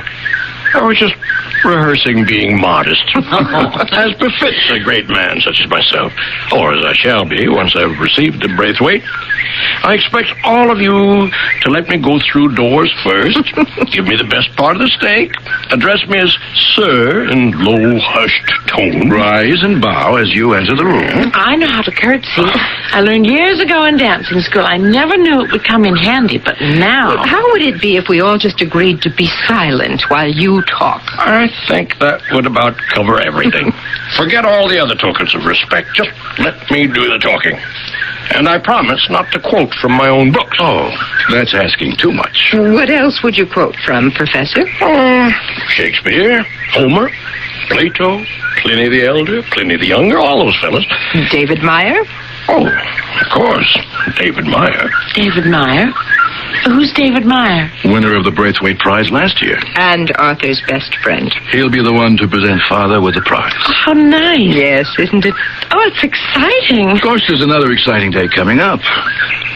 Shortly after. Why, whatever do you mean, Paul? The wedding, of course. Oh, yes, the wedding. You sure you want to tie yourself to this young man, Enid? Positive. Risky business. Now, Arthur. Marriage is full of pitfalls, hidden risks. Look who's talking, the perfect husband with a perfect wife. Enid, if Paul gives you any trouble, at any time, I want you to promise me one thing. And what's that, Professor? You'll come to me. Well, all right.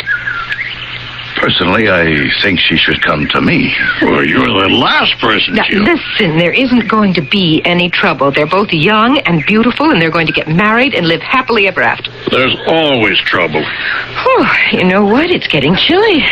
Always. Why don't we go inside? Of one sort or another. Oh, Arthur, stop mumbling. We're going inside. Let me help you with the tea thing. Oh, thank you, dear. We'll just pile everything on this tray. Come on, Arthur. We're all going inside. You go ahead. You're not coming? Soon. I'll join you in a minute or two. Oh, Enid, let Paul carry the tray. It's too heavy for you. You sure you want to stay out here, Father? It's really getting a little chilly, Professor. Hardly any sun left at all. It's the blue hour. The most beautiful time of the day. The blue hour? Is that what it's called? Yes, the hour before the light fades. Yes. Everything is blue, isn't it? Even the air is blue. The day is going to end, but it's waiting, putting it off, hesitating, giving us one last chance to see all the lovely things before they vanish. Well, beautiful as it is, I'm beginning to feel a chill. So am I. Let's go in. Arthur, you sure? I'll join you presently, when the blue hour has ended. Oh, Enid and I piled into the house. We took the tea things to the kitchen and washed them. Then we went into the library, lit a little fire in the coal grate, and talked about plans for the wedding. Then Paul said he was going to take a nap before dinner.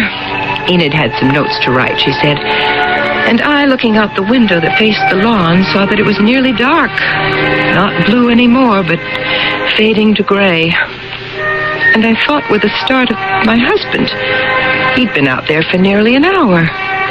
Reproaching myself, I hurried outside. And there he was, just as I'd left him. Arthur, what's got into you? It's been almost an hour.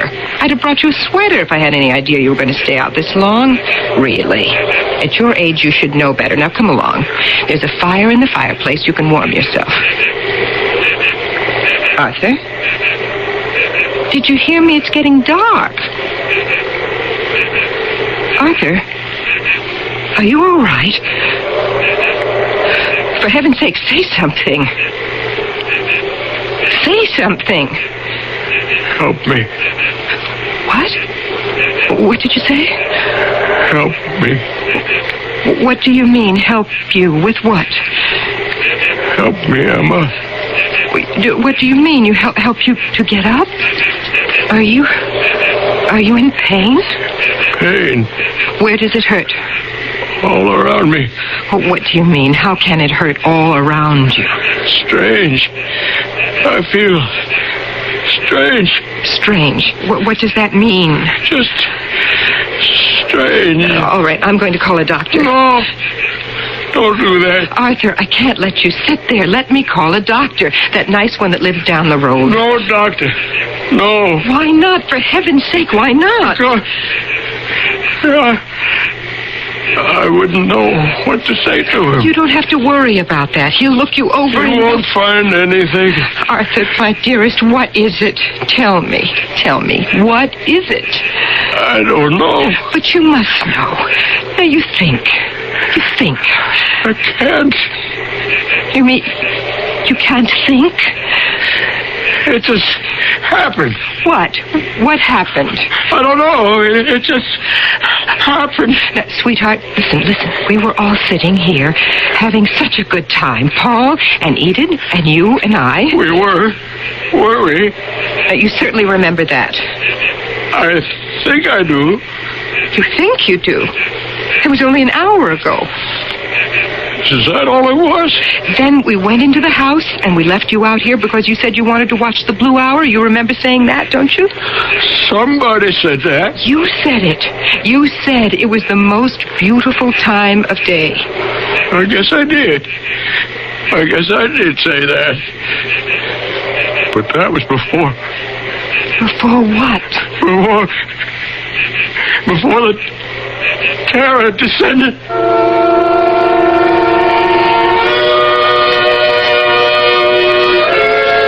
I don't know how I got him into the house and up to his room, but with coaxing and begging and threatening, I did. Otherwise, I firmly believe that he would have sat there staring into the approaching dark forever. I did the only thing I could think of under the circumstances. Every time I entreated him to let me call a doctor, he stared at me with an agonized expression and begged me not to. But I was lost, helpless, I was desperate. So I called David Meyer. David, is that you? Emma? Oh, I'm so glad I reached you. What is it, Emma? Something wrong? Terribly, David. Terribly wrong. Is it Arthur? Yes, it's Arthur. Except that it isn't Arthur. It isn't Arthur at all. Try to tell me what happened. Take it easy now. Try to tell me. I don't know how to tell you. He says he's not sick. He won't let me call a doctor. What does he say? He says... The terror descended. What? What was that?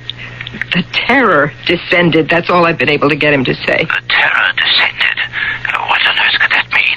I don't know. I don't think he knows. Do you want me to come over there? Oh, David, would you? Of course. Because I don't know how to deal with this. It's just something beyond me.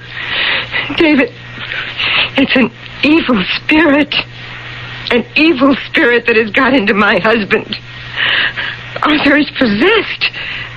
It's possessed by an evil spirit.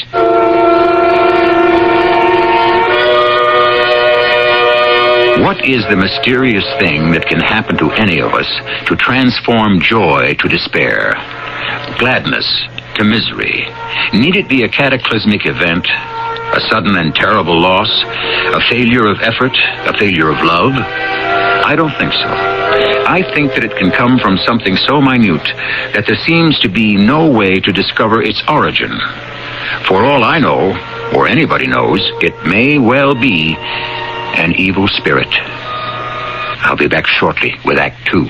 When you're looking for a durable cord for any household need, let True Value Hardware stores show you the ropes. Hi, Pat Summerall to suggest you see their wide selection of quality rope products from well...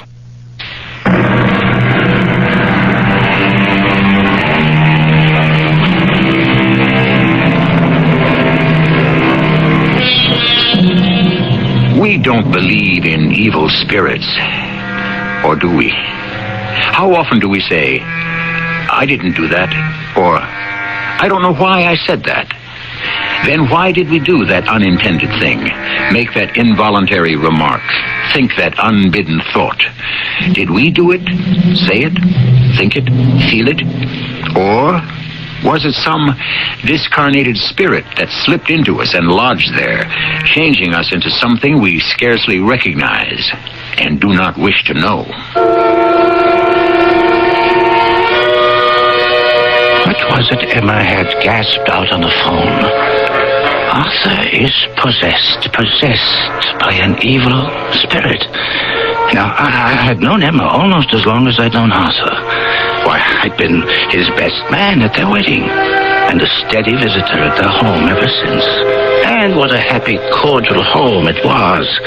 They'd built a serene and harmonious existence for themselves. They relied on each other for courage and support, as only two people can who love deeply. Arthur had achieved distinction in his field, and Emma was happy for him without a trace of envy. What conceivably could have happened to disrupt their lives? I hurried as fast as I could to their home, and with the familiarity of long, intimate friendship, went immediately to Arthur's room. Arthur? You in there? It's David, Arthur. I'd like to come in. Arthur? Arthur, I'm coming in. How are you, old friend? Oh, Arthur, don't turn away. Please don't. I'm here to try and help. You know that, don't you? No one can help. It just happened. What happened? It happened. The thing happened. Can't you tell me a little more about it? You're David, aren't you? David Meyer. Well, you know I am. My friend, David Meyer? You're not saying you don't recognize me, are you? Oh, I recognize you. Well, you see, you can talk to me. I recognize you, but I don't... Yes?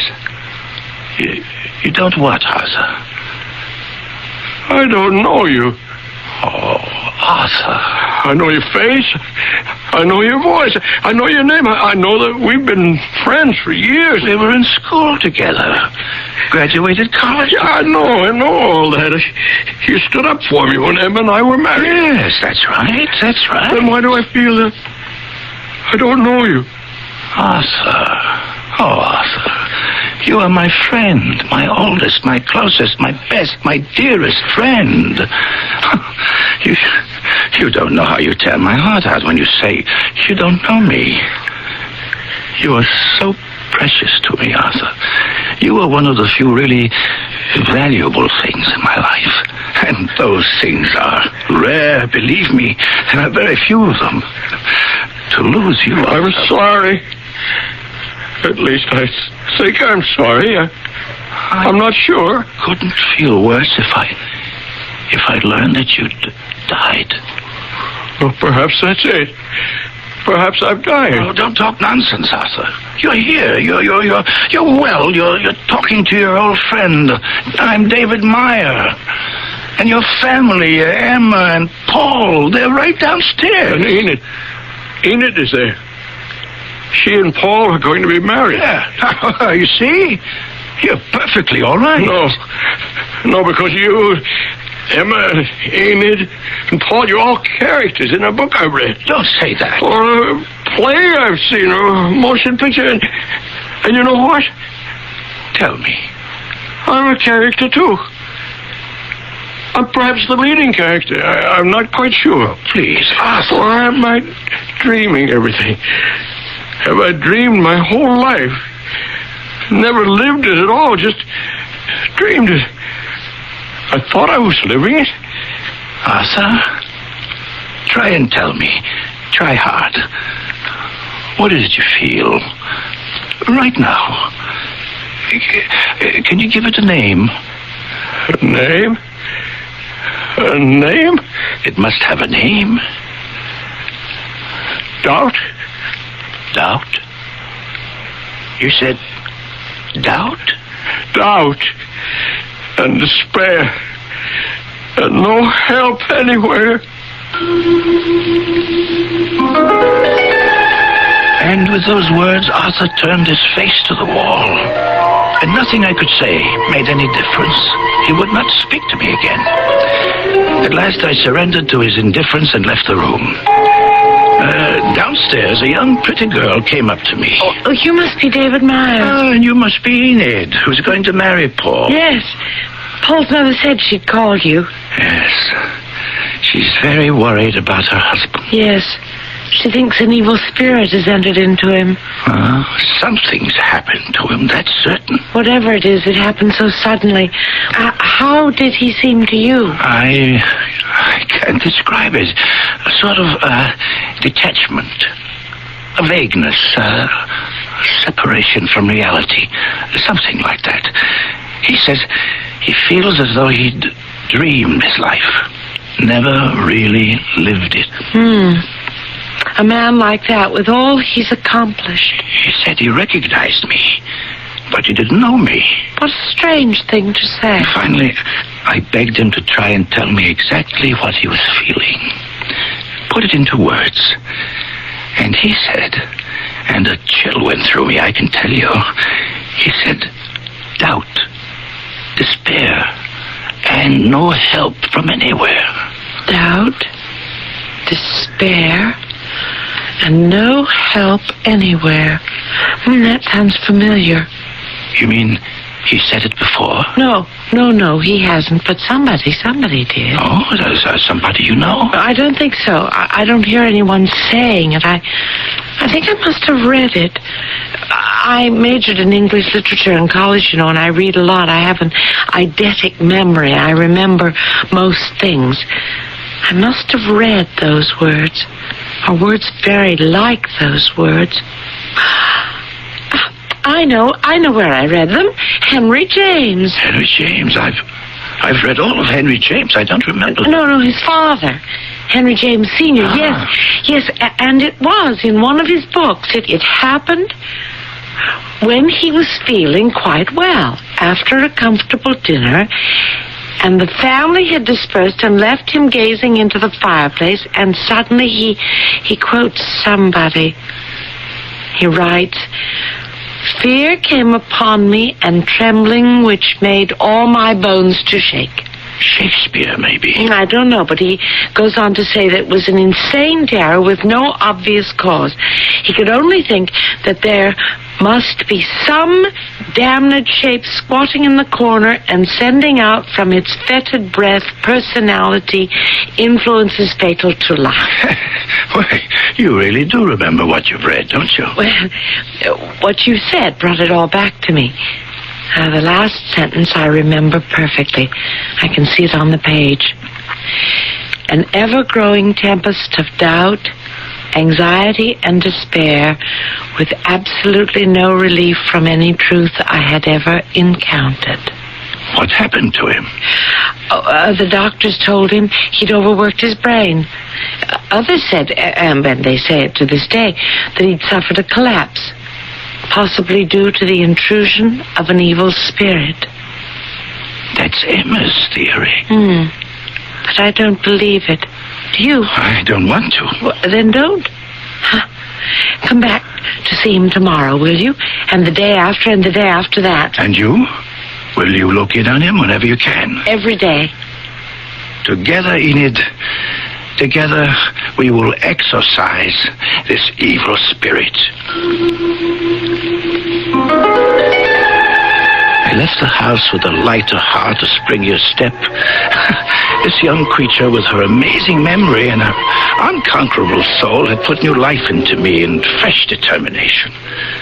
Life gives us few friends that are durable, and I wasn't about to lose one without a struggle. By 10 o'clock the next morning, I was knocking on Arthur's door. "It's David, Arthur. I'm coming in." I'm back, as you see. Is it all right if I pull up a chair? Because I'm planning to stay a while. Stay. Thank you. I was also planning to have a little talk with you. Okay? Okay. Oh, good. I met your future daughter-in-law on my way out yesterday. Enid? Yes, Enid. She happened to remember, and she has an astounding memory, that girl. She remembered something that Henry James Sr. wrote about a seizure of some sort he had. And this was way back in 1884. Now, Arthur, it sounds remarkably like the thing that happened to you. Henry James? Sr. I looked it up because I thought you might be interested. You are, aren't you? Yes. Now, it happened in a lightning flash. he writes. Yes. And seemed like an insane and abject terror. Yes. Within 10 seconds, he writes, he felt himself reduced to an absolute wreck. Yes. And an almost helpless thing. Oh, yes. He wanted to shout for help to his wife, to anyone. Passers-by on the road, anyone at all. Anyone who would protect him. Poor man. I know it all. No help anywhere, no help at all. Only despair, doubt, despair. I thought you might feel better. A little. To know you're not the first. Or the only. I do feel better. Less alone, thank you. Arthur, what interested me was that James felt this sudden, terrible onslaught after an unusually pleasant meal with his family. He felt vigorous, even joyful, as you seem to have felt. Now, after all, you're going to be awarded the Braithwaite Prize. You knew that. I won't accept it. What? Not accept it? Oh, don't be foolish. I can't go through with it.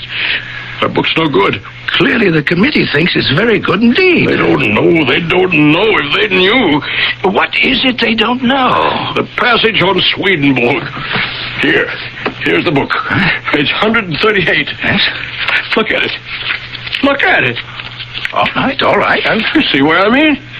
Swedenborg on the subject of vastation. Do you see the paragraph? Yes, I see it. What about it? I stole it, you fool. I stole it. Don't you recognize your own words?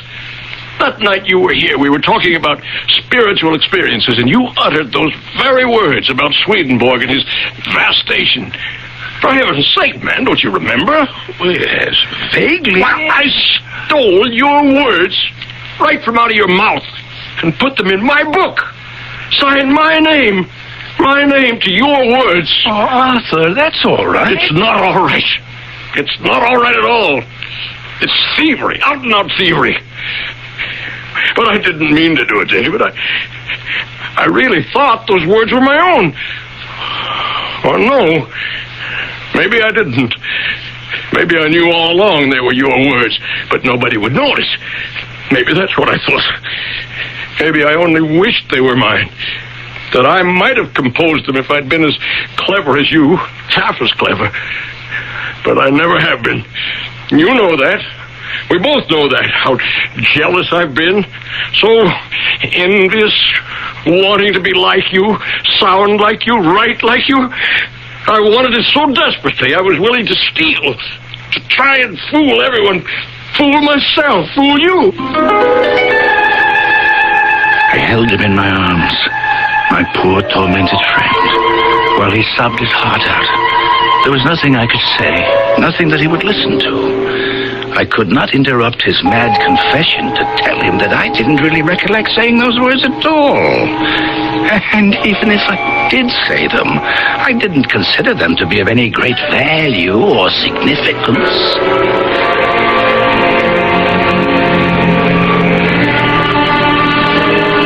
Such are the things that torture a man of honor.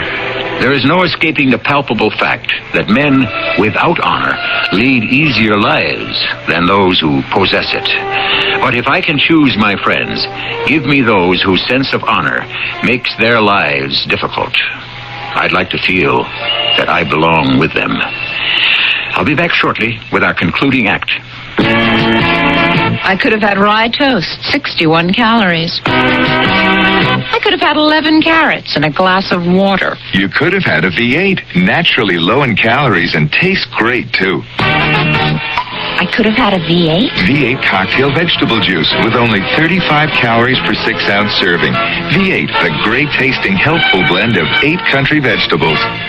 Wow, I could have had a V8. It's never too late. I'll have a V8. The South.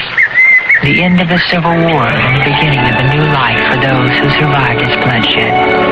From this turbulent era of our great American heritage emerges the proud, passionate saga of one family. their plantation, and their dreams. Windhaven's Crisis by Marie Desjardins, the 8th book in the best-selling Windhaven saga, Windhaven's Crisis, new from Pinnacle Books, wherever paperbacks are sold. Every day, people face all sorts of tests. Driver's tests, tests at school, and every day, tests on life. Oh, Mr. Cadwell, you're next. Mr. Cadwell, please take a seat. Thanks. Are you ready for your test on life? I guess so. Well, don't worry. It's only for practice. This time, that is. First question. If your son broke your favorite fishing rod, would you, A, be understanding, or B, yell at him? Was it really my favorite fishing rod? Mr. Cadwell, would you stab someone in the back to get a promotion? How big a promotion? Come, Mr. Cadwell. Well, gee, I don't know. Well, you can find the answers at your local house of worship. That's where you and your family can learn about handling the everyday problems we all face. Religion in American life, Mr. Cadwell. We need it. A message from Religion in American Life, the Ad Council, and this station. Yeah.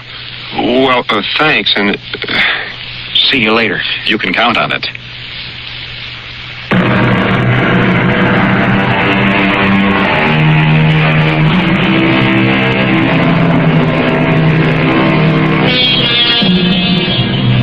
Perhaps it is beginning to emerge that a sense of honor is related to that old familiar thing called conscience. But I think we will find that honor lies deeper in the human personality than does conscience. Conscience forbids acts which are not somehow right. Honor forbids those that, while possibly permissible, are somehow shameful or unworthy, acts that a man of honor would not stoop to commit.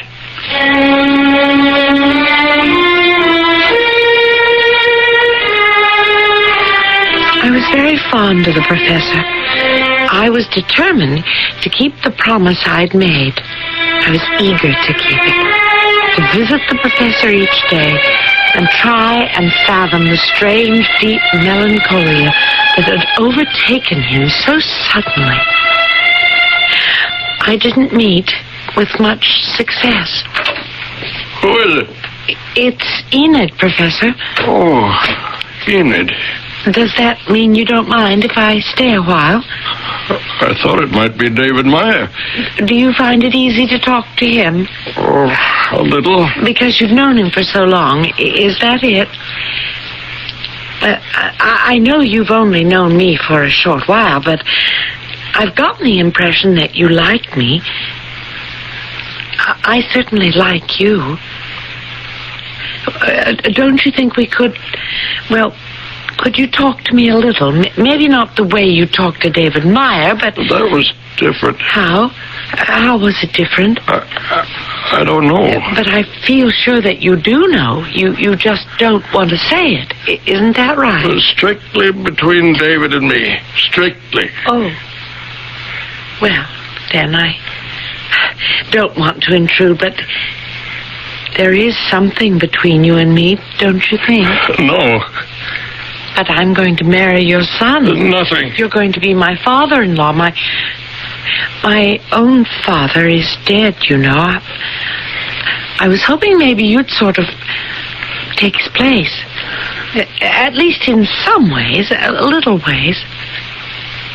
Isn't that possible? Not possible. Oh. Well, then I'm going to be disappointed. A father is a father. Yes, I know, but, well, I hardly knew my own father. I was very young when he died. It's only natural that I'd want an older man to look up to and admire and have faith in and believe in and... Well, you really don't want to talk, do you? Can't talk. All right. I'll leave you alone then, but I'm warning you. I'm coming back tomorrow and the day after and the day after that until you decide that I'm a safe person to talk to. Because I really am, you know. Enid, I'm down here. Oh, yes, I'll be right down. Paul's here,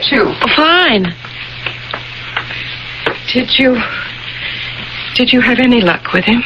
Not much, I'm afraid. I was hoping. So was I. Well, he won't talk to me either. Except things like time to change the sheets. He just says, all right, when I say it's time, and he gets out of bed and sits in the big chair by the window and stares out. And that's more than he says to me. He doesn't talk to you at all. Oh, first he tries to make believe he's asleep. Then if I tell him he can't always be asleep, nobody could sleep that much, he turns over and looks at me with the saddest expression. I know.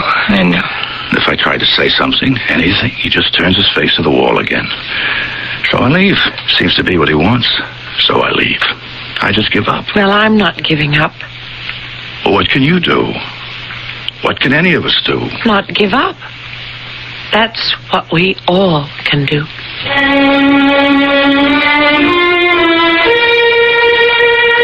And I didn't give up. I went to his room every day. I talked of everything I could think of. The Braithwaite Prize, the wedding, where Paul and I would go on our honeymoon, when we planned to have our first child. If it was a boy, could we name him Arthur? Could we find a little house near there so we could all see a lot of each other? What had Paul been like when he was a little boy? Oh, everything. Sometimes he'd say a word or maybe two, but mostly he looked at me as though I were a strange intruder on something that didn't concern me. It was breaking my heart. But he was making me angry, too. I know, Enid, I know. It can be infuriating. But you said he talked to you, David. Yes, he talked to me. He still does. Some. Well, what did you do? What did you say? I mean, to make him talk to you. You must have done something. No, I didn't. At first, it was just the same with me. No interest, no response. Complete indifference. I know. Oh, I know. But then, much to my surprise, my amazement, in fact, there was a breakthrough. How did it come about? What caused it? I started talking about the Braithwaite Prize. He's going to accept it, by the way. Of course he's going to accept it. Why wouldn't he? He had his reasons. Very insufficient ones, I might add. What were they, for heaven's sake? I'm afraid I can't tell you that. That's strictly between him and me. Funny. That's almost exactly what he said. To you? Yes. He said that talking to you was different, and I asked how was it different, and... Well, at first he said he didn't know, but I kept after him. I felt sure he didn't know, but he didn't want to say it out loud.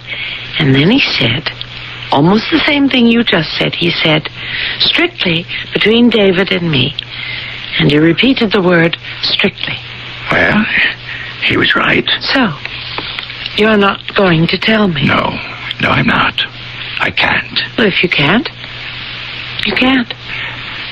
You're going to have to find your own way of reaching him. Enid, why don't you give up? Because I can't, Paul. I have. He's never going to snap out of this. Paul, you're talking about your own father. Oh, I'm starting to agree with Mother. He is possessed by an evil spirit of some kind. Well, I know it seems that way, but... That's the way it is. Face it. I have faced it. Well, then? That doesn't mean I'm going to give in to it. I'm not. You think you can do battle with an evil spirit? You? Why not? I imagine lots of people are doing just that, all over the world. Not doing very well, are they? Well, that's no reason to quit. If we quit, we're lost. Darling, I'm not trying to depress you, but honestly, I think it's hopeless. Absolutely hopeless. David Meyer made some progress with him. If he could, then I can. I won't let such a wonderful man lose himself in depression, hopelessness. Besides, he's going to be my father-in-law. Remember, when we were having tea on the lawn? He said, if you ever have any problems with Paul, come to me. It's a darn peculiar thing to say, I thought. I thought so, too. But he wouldn't have said it if he didn't have some affection for me, would he? Oh, Enid, give up, why don't you? I won't, I can't. I simply can't. Paul. Yes, my dear. What now? I need to do something that will surprise him. Get his attention. Give him some sort of a shock. Make him notice me. Look at me. Pay attention to me. Just what do you propose to do? I don't know yet, but I'll think of something.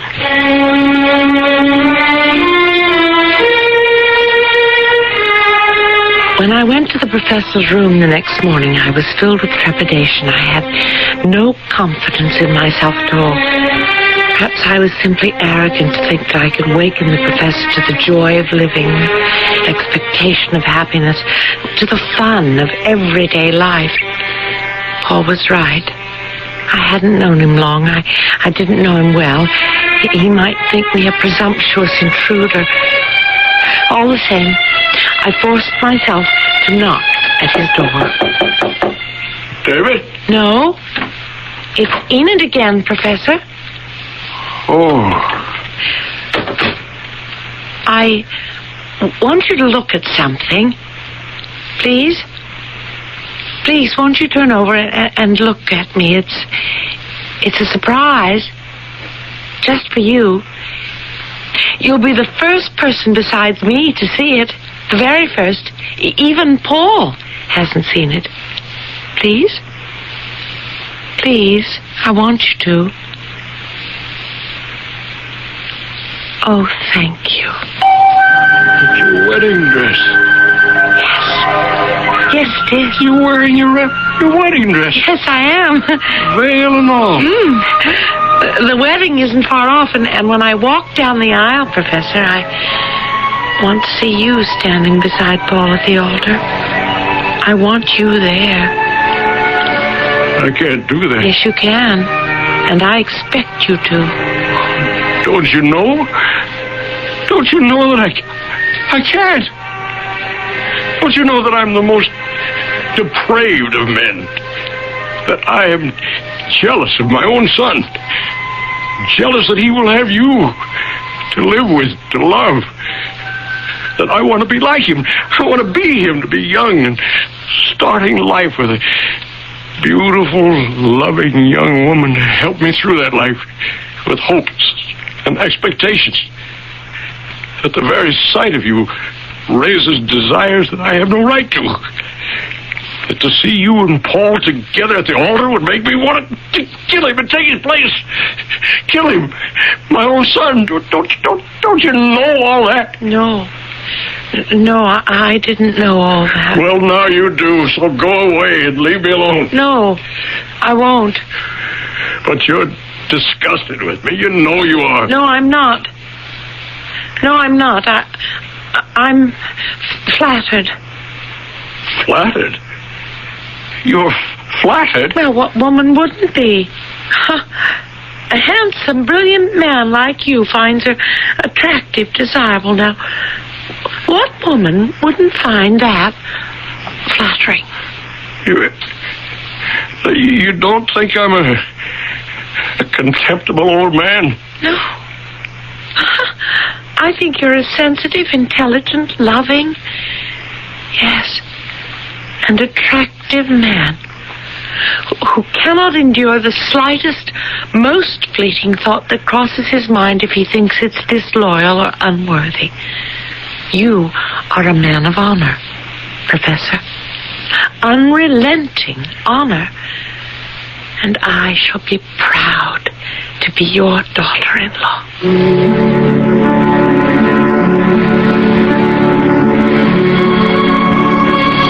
Before I left the room, we agreed that this little encounter would remain something strictly between the two of us.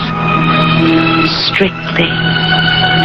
And when I walked down the aisle of the little church on that most important day, there ahead of me stood my beloved Paul, and proud and erect beside him stood my future father-in-law. As I got close to the altar, I smiled at this most honorable of men, and sweetly, with perfect understanding, he smiled back at me.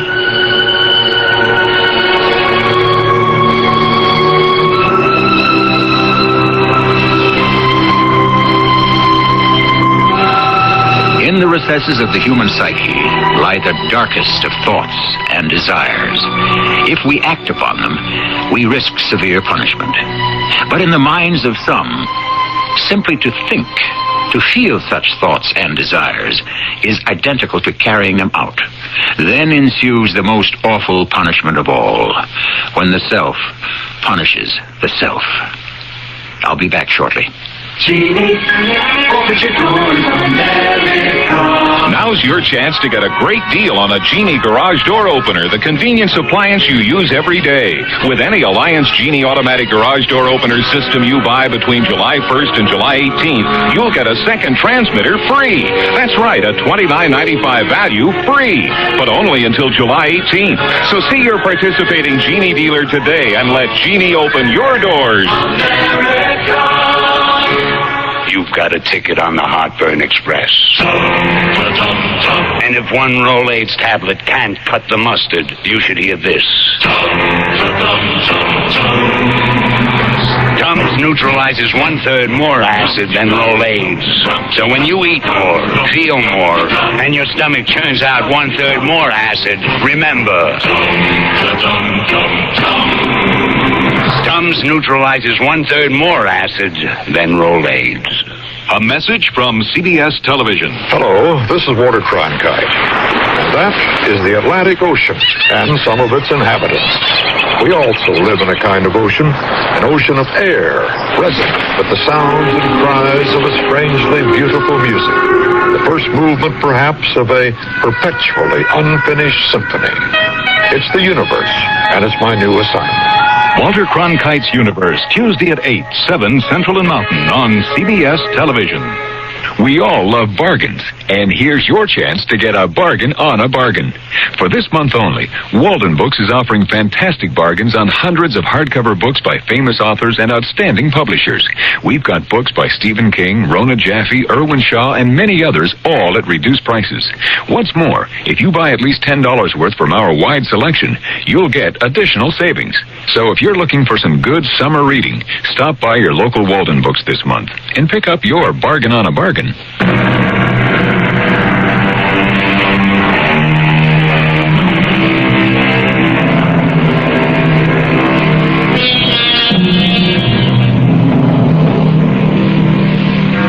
The shock of discovering heinous thoughts and desires within ourselves can be a critically debilitating, even fatal thing. If we cannot forgive ourselves for being less than we would like to be, we can collapse and resign from life. This is a risk, a grave risk, which is run over and over by the man of honor. Our cast included John Beale, Terry Keane, Patricia Elliott, and Bernie Grant.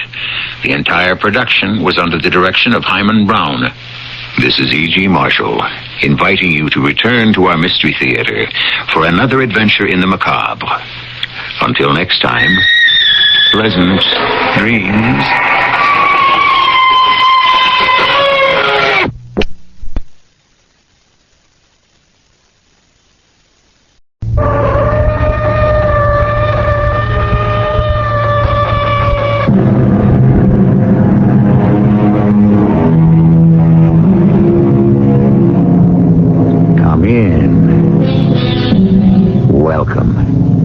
I'm E.G. Marshall. In a good mystery story, there should be such a tangle of clues that in desperation, the only answer is the butler did it. But then, this story isn't a mystery at all. It's about how desperate and amoral a man can be if murder seems the only answer to his problems. So why should he blame the butler for the death he finally managed to bring about? Forget it, Mother. It doesn't matter. If I want the money, I'll have to get it for myself. That's nice, dear. Just like your father. That's what he would have said. Now give me a nice kiss good night and wish me sweet dreams. Good night, Mother. Sleep long and deep.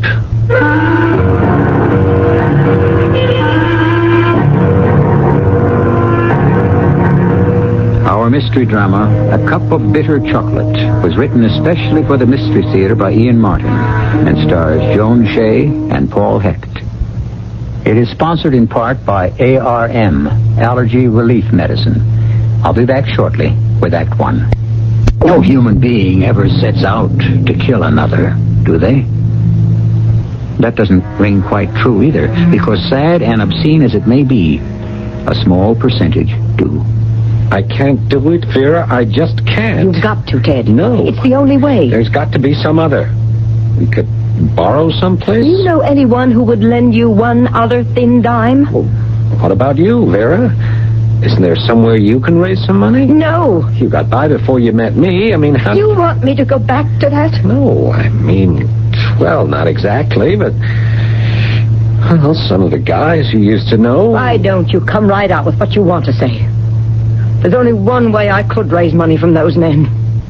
Is that what you want me to do? What are you talking about? It doesn't matter. I'm not going back to that while I have you. I do have you, don't I, Ted? Yes, of course. I hope you mean that. I depend on you, my darling. So you better get the money. I can't get it from Mother. I've overdrawn my allowance. I have loan sharks clamping down on me from every side. I mean, where do I get it? You're the only heir, aren't you? You know that as well as I do, but... Well, you know how Mother is. Since I have never had the opportunity to meet her, I can only say I know how you tell me she is. Well, you can't exactly blame her. I'm all she has left. I mean... Well, she lost everything in one night all those years ago. I don't say I agree with how she feels since then, but... Well, you can understand it. You understand it, Ted. She has all the money. I haven't any control over it. She wouldn't have any control over it if she wasn't here. Oh, for heaven's sake, don't let's get started on that again. We never stopped, darling. You don't know what you're saying. I know, all right. The only way you, me, us, will ever get the money we need out of your mother is if she is dead. Vera, I couldn't. I wouldn't know how. Suppose you were showed the way. I still couldn't. Look, I've done a lot of lousy things in my life, but nothing would make me go as far as murder. Are you sure? Yes. How long do you expect me to hang around? It's either now or never. Oh, Vera, please. I can't kill her. Okay. Then I go to her and get what I can out of her to leave her darling boy alone. Ah, that wouldn't work. It wouldn't be too sure. The Poindexter name is big news, especially if there's a way to drag it into the dirt. And that's just what I would do unless she anteed up. For your information, one of the things your little Vera needs some heavy dough for is to keep you from becoming a father. Oh, no. Oh, yes. You can't. I mean, you What other choice do I have? Unless you want to marry me and live unhappily ever afterwards. I do, Vera. It's just that Mother... Well, you've got to understand her, Vera. Why should I understand her? Would she even try to understand someone like me? It's just that... Well, since the whole rest of the family was wiped out in one night and she ended up in a wheelchair, she hasn't been able to adjust to the fact that life goes on. It's like she was locked into that awful night, and time has just stood still for her from then on. She ought to be locked up if she's that lonely. No, she isn't. I mean, she's clear enough about everything else. It's an attitude more than anything. Anyway, it wouldn't do any real good. The way the will is, it ties up the money while she's still alive. And the only way it ever comes to me is if she's... What have I been trying to tell you? If I could only do it without being caught. You could. Lots of ways. How? Well, that's something we can work out together, darling. I must be mad even to talk about it. There's no way. Of course there is. Pills. What? Well, after the accident, she had the nervous breakdown and all, and her back condition. Well, she must pop some kind of pills. Yeah, she has a whole carload of prescriptions. Well, find out what they are. Uppers, downers, you name it. I got a pipeline to any kind. All we have to do is to find out what she has to take too much of.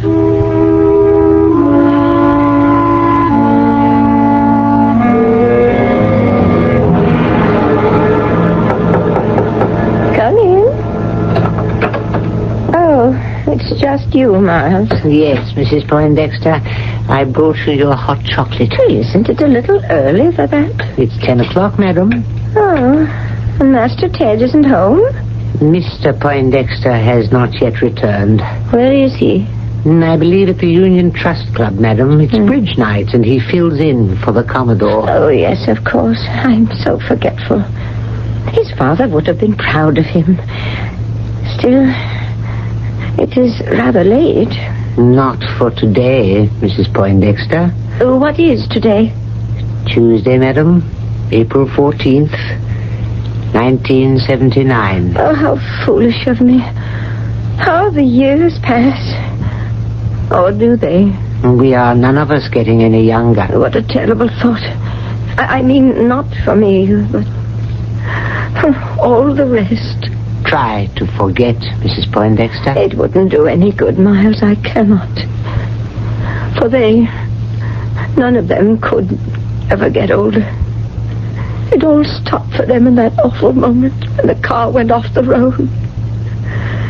Janice, Bruce, Thomas, Francesca, and the Commodore himself. Never to get any older, never to be again. Oh, only Ted and myself left. Oh, why, Miles? I can't give you any answer. My husband and all my children except my little one. It was God's will that you should be spared. I suppose. Except, do you know, Miles, I often wonder why. May I pour your chocolate before it gets cold? Oh, dear, thoughtful, faithful Miles, what would I do without you? Yes, of course. Will you have your pills? Oh, I suppose so. Whatever they're for. Well, Dr. Broussard is very definite that you follow his routine. Very well. Ted usually feeds them to me. But if you're sure you know what it is I am supposed to take... I think you can trust me, Mrs. Poindexter. Oh, after my beloved son. Who else in the world, Miles? Yes, madam. Here they are, all laid out for you. What is it? Oh, nothing. I was just thinking how odd and variable life is. Night after night I accept these pills without looking at them or questioning what I take. Yes? Just a silly, vagrant thought. If anyone wanted to get rid of me, it would be so easy. Maybe it might be better. Madam. Oh, Miles, I'm only being silly. I'm ashamed of myself for even having voiced the thought.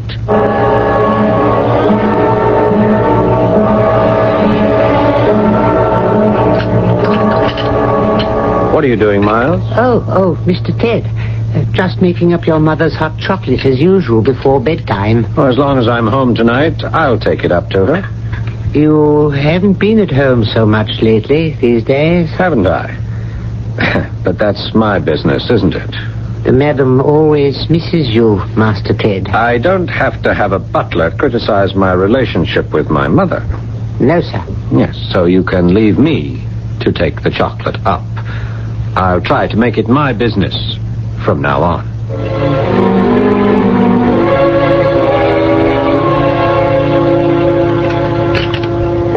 It's always so nice and soothing. You should try a cup yourself before you go to bed, Teddy. Well, maybe I will. It certainly relaxes you. Oh, yes. But not nearly so much as having you bring it up and just sitting with me for a while. That's the best part of it. Well, I'm glad you think so. We should spend as much time together as we can.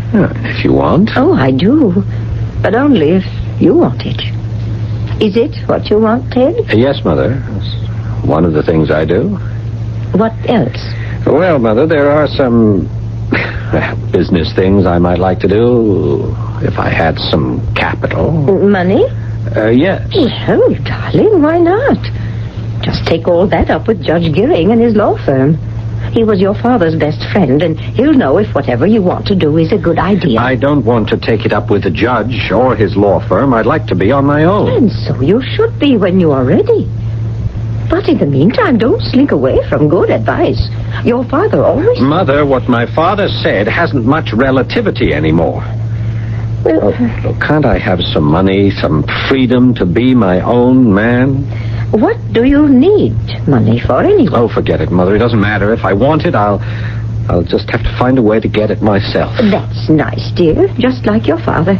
That's exactly what he would have said. Now give me a nice kiss goodnight, darling. And wish me sweet dreams. Good night, Mother. Sleep long and deep.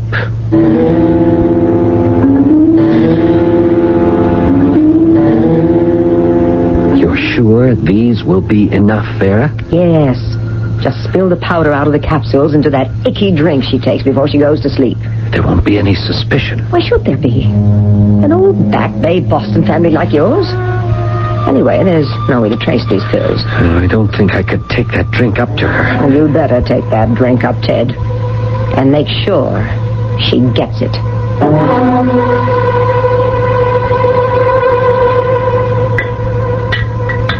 Mr. Ted. Oh, I didn't see you there, Miles. Did you want something from the pantry, sir? Oh, no. Yes, I was just getting Mother's chocolate ready to take up. Well, I can do that for you. No, Miles. You know she likes me to do it when I can. I wanted to get this from me. Yes, sir. If you'll let me have the pot, I'll put it on a tray with the cup, and you can take it right up.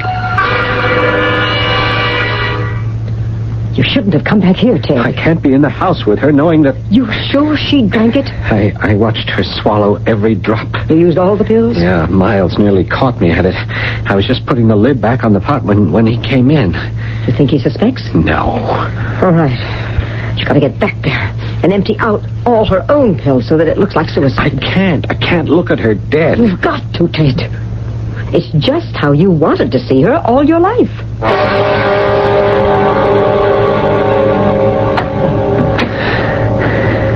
I did it.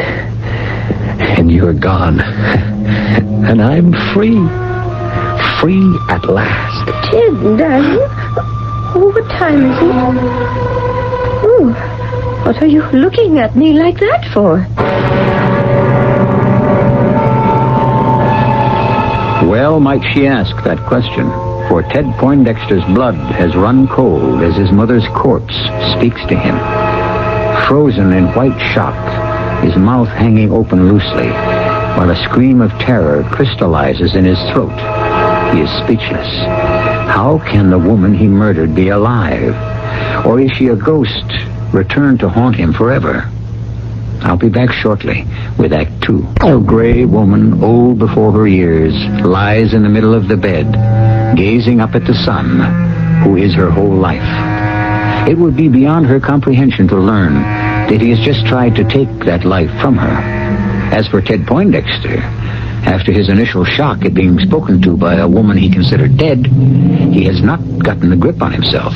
And while he desperately tries to justify his presence in his mother's bedroom in the middle of the night, his mind is racing and speculating about what could have gone wrong in his plan for murder.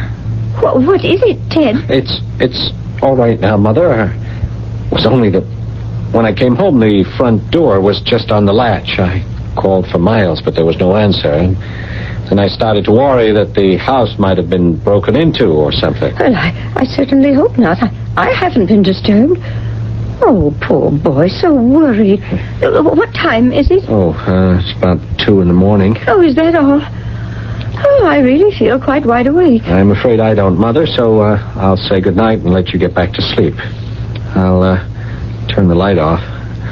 I wonder what happened to Miles. Well, he came up about 10:30 and knocked on the door to see if I needed anything. I told him no, and he said he was feeling a bit tired and was going to bed. But it isn't like him not to lock up. No, it isn't. Perhaps before you go to bed, you could just look in on him and see that he's all right. Yes, I will. Good night, Mother.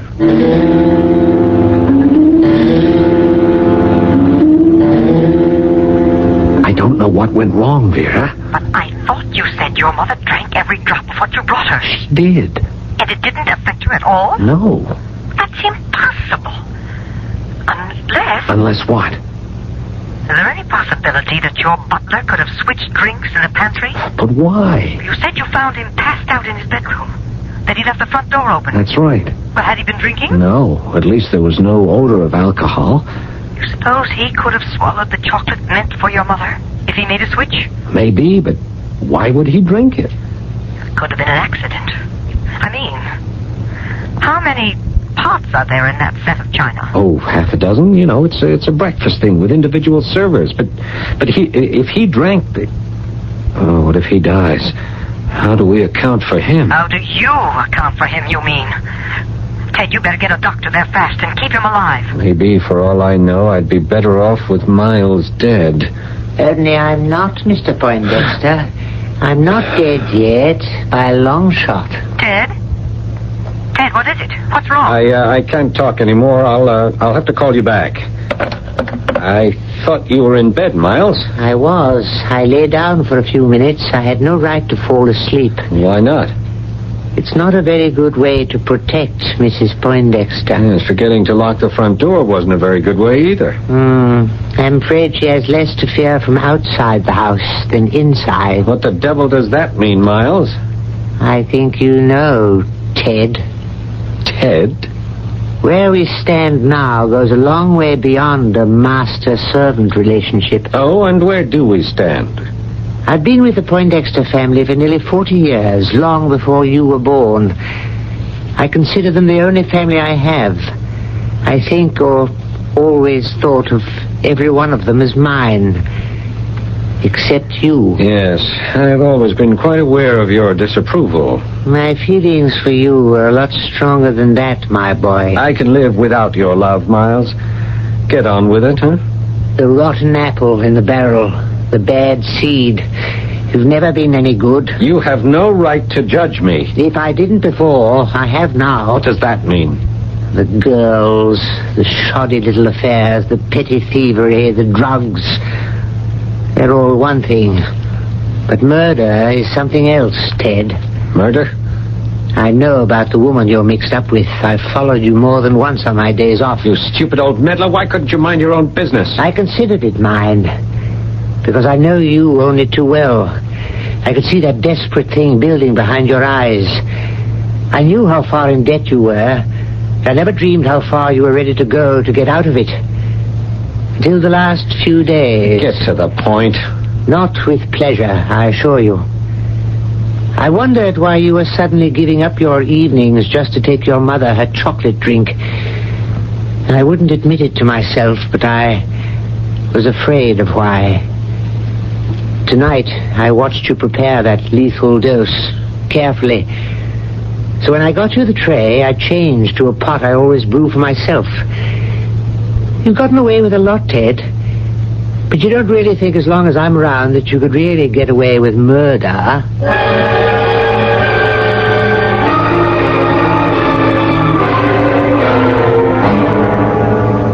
And Miles didn't drink the chocolate with the pills in it? No. Then why did he pass out? I don't know. He's an old man. He got tired, maybe. He may be an old man, but he's got you right under his thumb. Well, as long as he has that chocolate drink stashed away.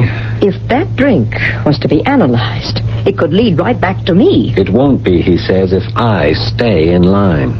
You mean with all the evidence in his hands, he won't go to the police? Only if I try anything again. There's only one answer, Ted. You've got to get rid of Miles first. Or both of them together.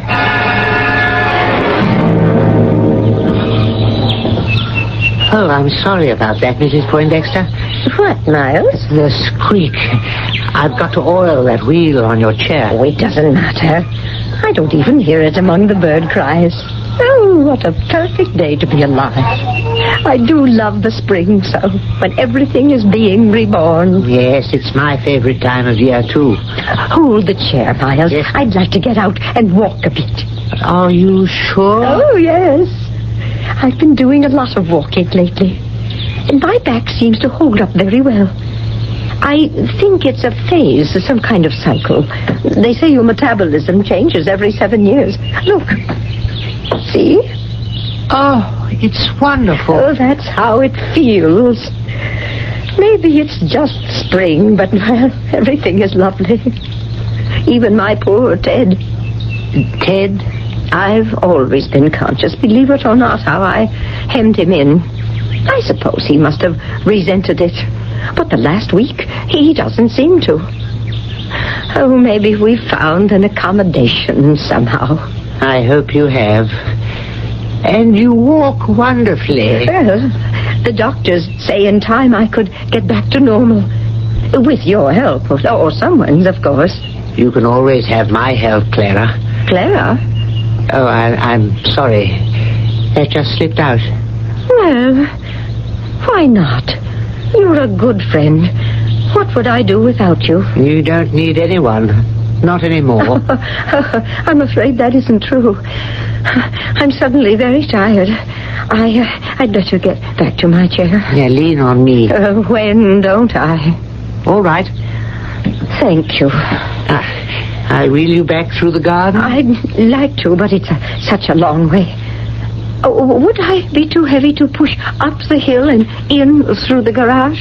To me, you're always light as a feather, Mrs. Poindexter. I think I liked Clara better. So do I. But I don't think for us it's quite appropriate. Well, here's the chair.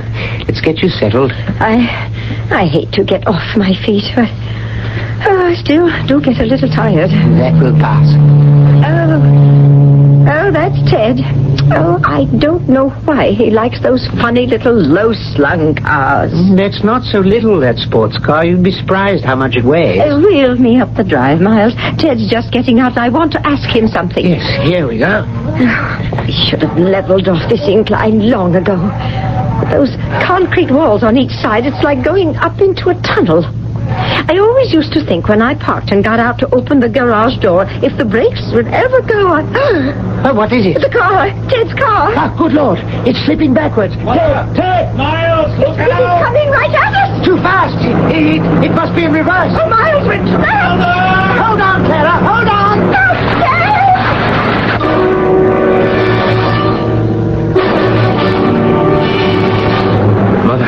Mother, are you all right? I think I'm all right. Miles? Just a sec. I gotta cut this motor. Can't get to the ignition or... come on, Mother, I'll get you out of here. What about Miles? Never mind, I'll go back for him. You first. Here, let me get you. Hurry, Ted, you've got to save Miles. Yeah, one at a time. There, okay? I'm all right, Ted. Now get back before it's too late.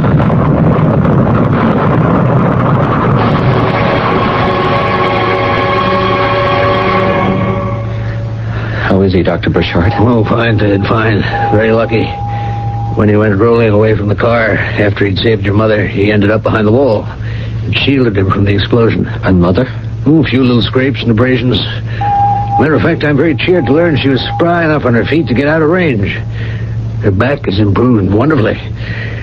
You can see her if you want. I'd like to see Miles first, if I can. Oh, I don't see why not. He's bright enough at the moment. But your mother wants to see him, too. Yeah, well, I won't be a moment. Okay.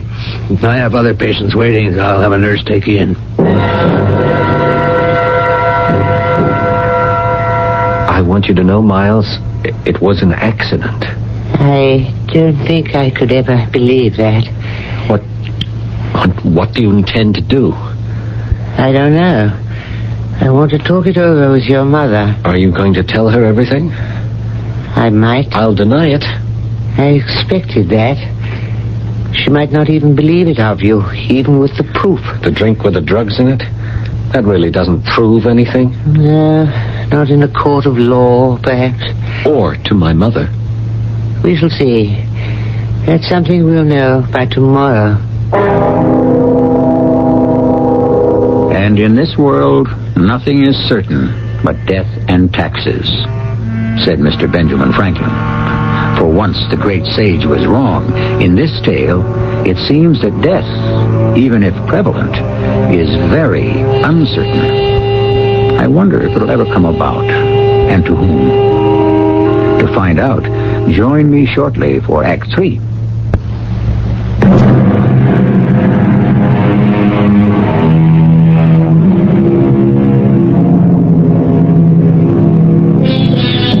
Ted Poindexter has fled to his inamorata, Vera, in search of what solace he can find from her. Clara Poindexter has come to visit Miles in his hospital room, proud that with some help from a nurse, she's been able to walk there. Fortunately, she is seated beside his bed now, for what Miles has to tell her is enough to make anyone reach for support. I don't believe it, Miles. I just won't listen to it. You have to, Clara. No. How could you do this to me? Ruin what little life is left to me. All I want to do is save your life. By telling me that my son wants to take it from me. If that's true, what's it worth saving for? Clara, listen to me. You've still got a lot of years. Now that your back is responding to treatment, now that you can walk again, you can shake off the past and look forward to a future. There's been enough disaster in your life. You've got every right to a future that can bring you some joy and some laughter and happiness. I tell you, frankly, that up until recently, I had some hope that I could share it with you. What? Well, it's not so impossible. If you forget that I'm a butler, you can remember that I'm a man, and that I've loved you for more years than I care to remember. Miles, I don't know what to say to that. As it happens, you won't have to say anything. Now, just a moment. I don't know what kind of snob you'll think I am. No. I don't think you're a snob, but coming from our background, it might have been difficult. If I thought I was enough woman for you, there would have been no problem. The problem is that I am not enough man for you. I'd decide that. You can't. I'd like to see you stop me. Clara, forgive me for having to say this. I have to stop you because I'm dying. But you... I'm not so young that I can complain. The other night, when I fell asleep and forgot to lock the door, that's part of it. Why I'm here in the hospital is too. Both nights I blacked out because I... Miles. Oh, Miles, what is it? Dr. Broussard knows about it. I have what's called a neoplasm. The short and more brutal word is a tumor on the brain. Quite inoperable. But something can be done in this day and age. No, nothing for this one. It's growing. I haven't long to live. Oh, my poor Miles. What can I do for you? It's not what you can do for me, Clara. It's what I can't do for you anymore. When I'm gone, I can't protect you. Well, I'm getting well again. I don't need protection. I wish that was true. I don't want you to worry about me. But I do. Maybe I should bite the bullet and accuse Ted of attempted murder. Miles, you couldn't do that. It isn't true. Today was an accident. Maybe. But the drink he made for you was deliberate. I'll never believe Ted could do anything as dreadful as that. Even if I proved it to you by having it analyzed? No. Miles, why do you want to destroy me? Destroy you? Nothing is further from my mind. I only want to save you. From what? From Ted? My own son? No, Clara. Even more than that. From yourself.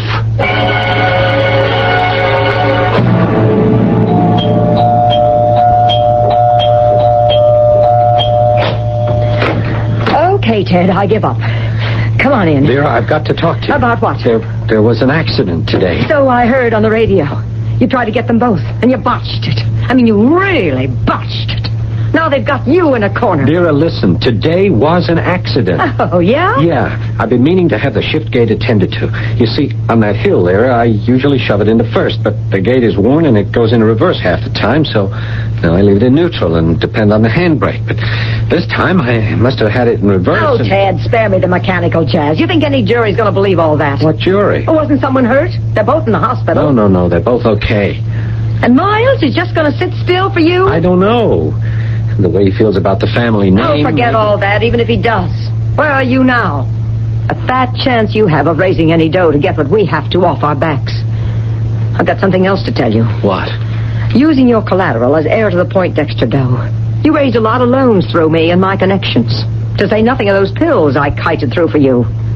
We got all that through some pretty heavy sources. And these guys don't play footsie. How are we going to pay off? All right, just give me some time. We're playing out of time, Ted. These guys are leaning on me. And what they do to me is peanuts compared to what they could do to you. So where do we go from here? And it better be somewhere fast. Yeah, there's only one way I can figure, Vera. Can you get me a gun? A gun? What are you going to do with it? Miles leaving the door open the other night made me think.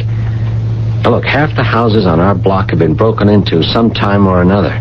So there's going to be a prowler breaks in real soon at my house, and there'll be some shooting and 2 deaths. You can't get away with it, Ted. I mean, only one gun. I have a registered gun in the house with a police license. They'll find the bullets from that where I missed the prowler. The gun you give me will do the damage, and I'll dump that in the bay. When? How soon can I get the gun? Well, make a call right now. They come home from the hospital tonight. We haven't much time. It'll have to be tomorrow night. My, how you've changed. You scare me. Yeah, maybe I'm just growing up and facing facts. Miles can blow the whistle on me any time he wants. I want to blow mine first.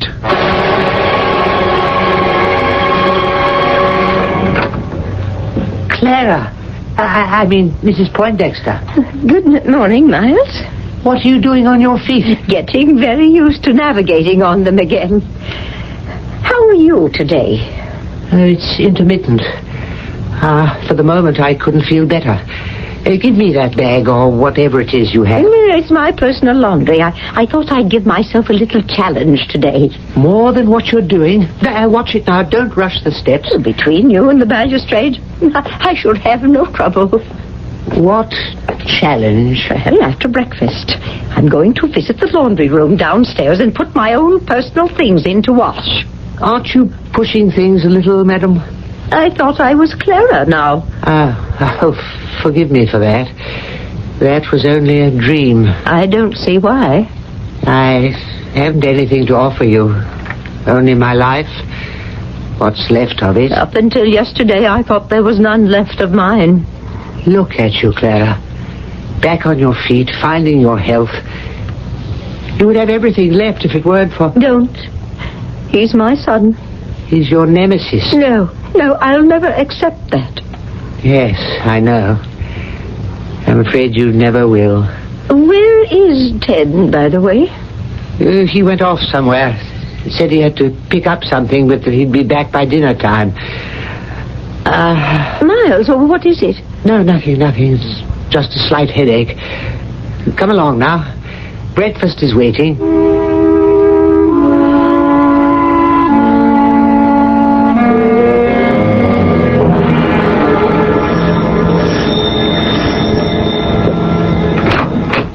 Yes? Big can repair. You got a clothes dryer on the fritz? Oh, yes. Come in, please. Excuse me.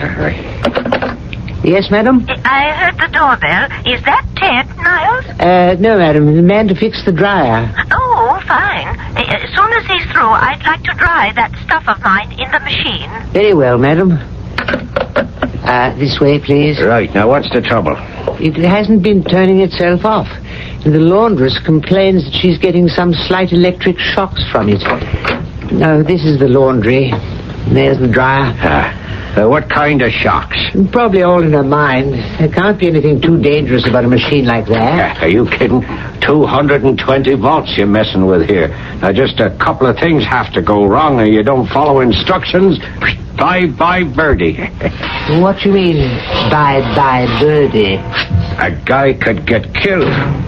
How? Well, like this, you see. Now, this here is the ground wire. It ain't connected properly. That's why the maid maybe got a shock or two. Which might have killed her? No sweat as long as you're careful. And like I said, follow instructions. But how could it be dangerous? Well, you see, like this, supposing you got a wet floor, no ground wire. You're taking a real chance. If you want to figure curtains, supposing you got a metal plate right here in front of the dryer, and you took this ground wire and hooked it up to that. Boom. You got the perfect murder. What kind of metal plate? Well, most anything. Like the front here I just took off to get inside. Hey, you see, there was just a loose wire. Right. Well, you're all set now. I'll just put the front back on. No, that's all right. Leave it off. I'll put it back. I want the maid to vacuum the inside.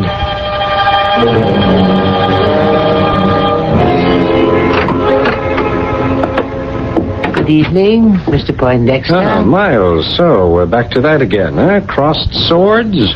I don't trust you. I told you yesterday was an accident. I don't believe you. I don't know any way to convince you. Neither do I. Yes, we can't go on living this way. That is obvious. You're not afraid I'd hurt Mother in any way as long as you can dangle your so-called evidence over my head? Maybe not. But I'm afraid for her as long as you're around. I don't know how you can get rid of me. Is that Ted? Yes, Mother, I'm home. I'll be down in a minute, dear. Oh, Miles, is that stuff in the dryer ready yet? No, ma'am. Oh, dear.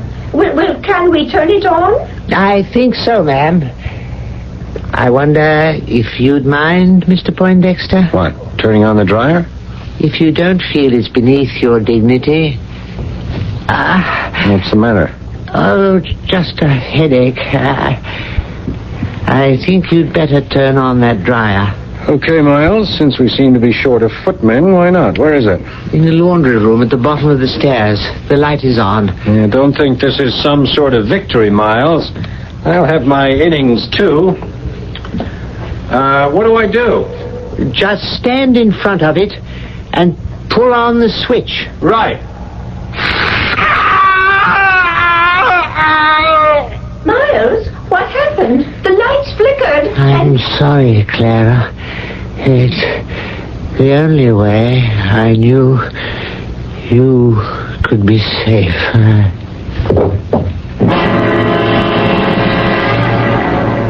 You're going to be all right, Miles. They're going to operate.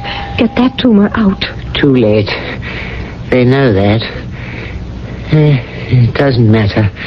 The headaches were so excruciating I couldn't have stood them. This is goodbye, Clara. No, don't leave me. Not alone. Look at you, standing. It's starting all over again for you. For us. Yeah, it's too late. Clara. What? Before they brought me here, I drank the chocolate and washed the chocolate pot. No evidence, no scandal. And whatever happens, I evened the score for Ted's death. A terrible accident. But the only thing that matters is that you're safe. Safe at last.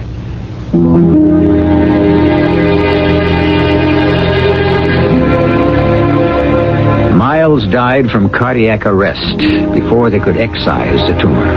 It made little difference, for the drink had killed him anyway. The funeral of Ted Poindexter was a private one, with few mourners. But the friends who were there delighted in the fact that his mother came to it without the wheelchair that had caged her so long. As some simple soul has remarked, it was the best of a bad business. I'll be back shortly.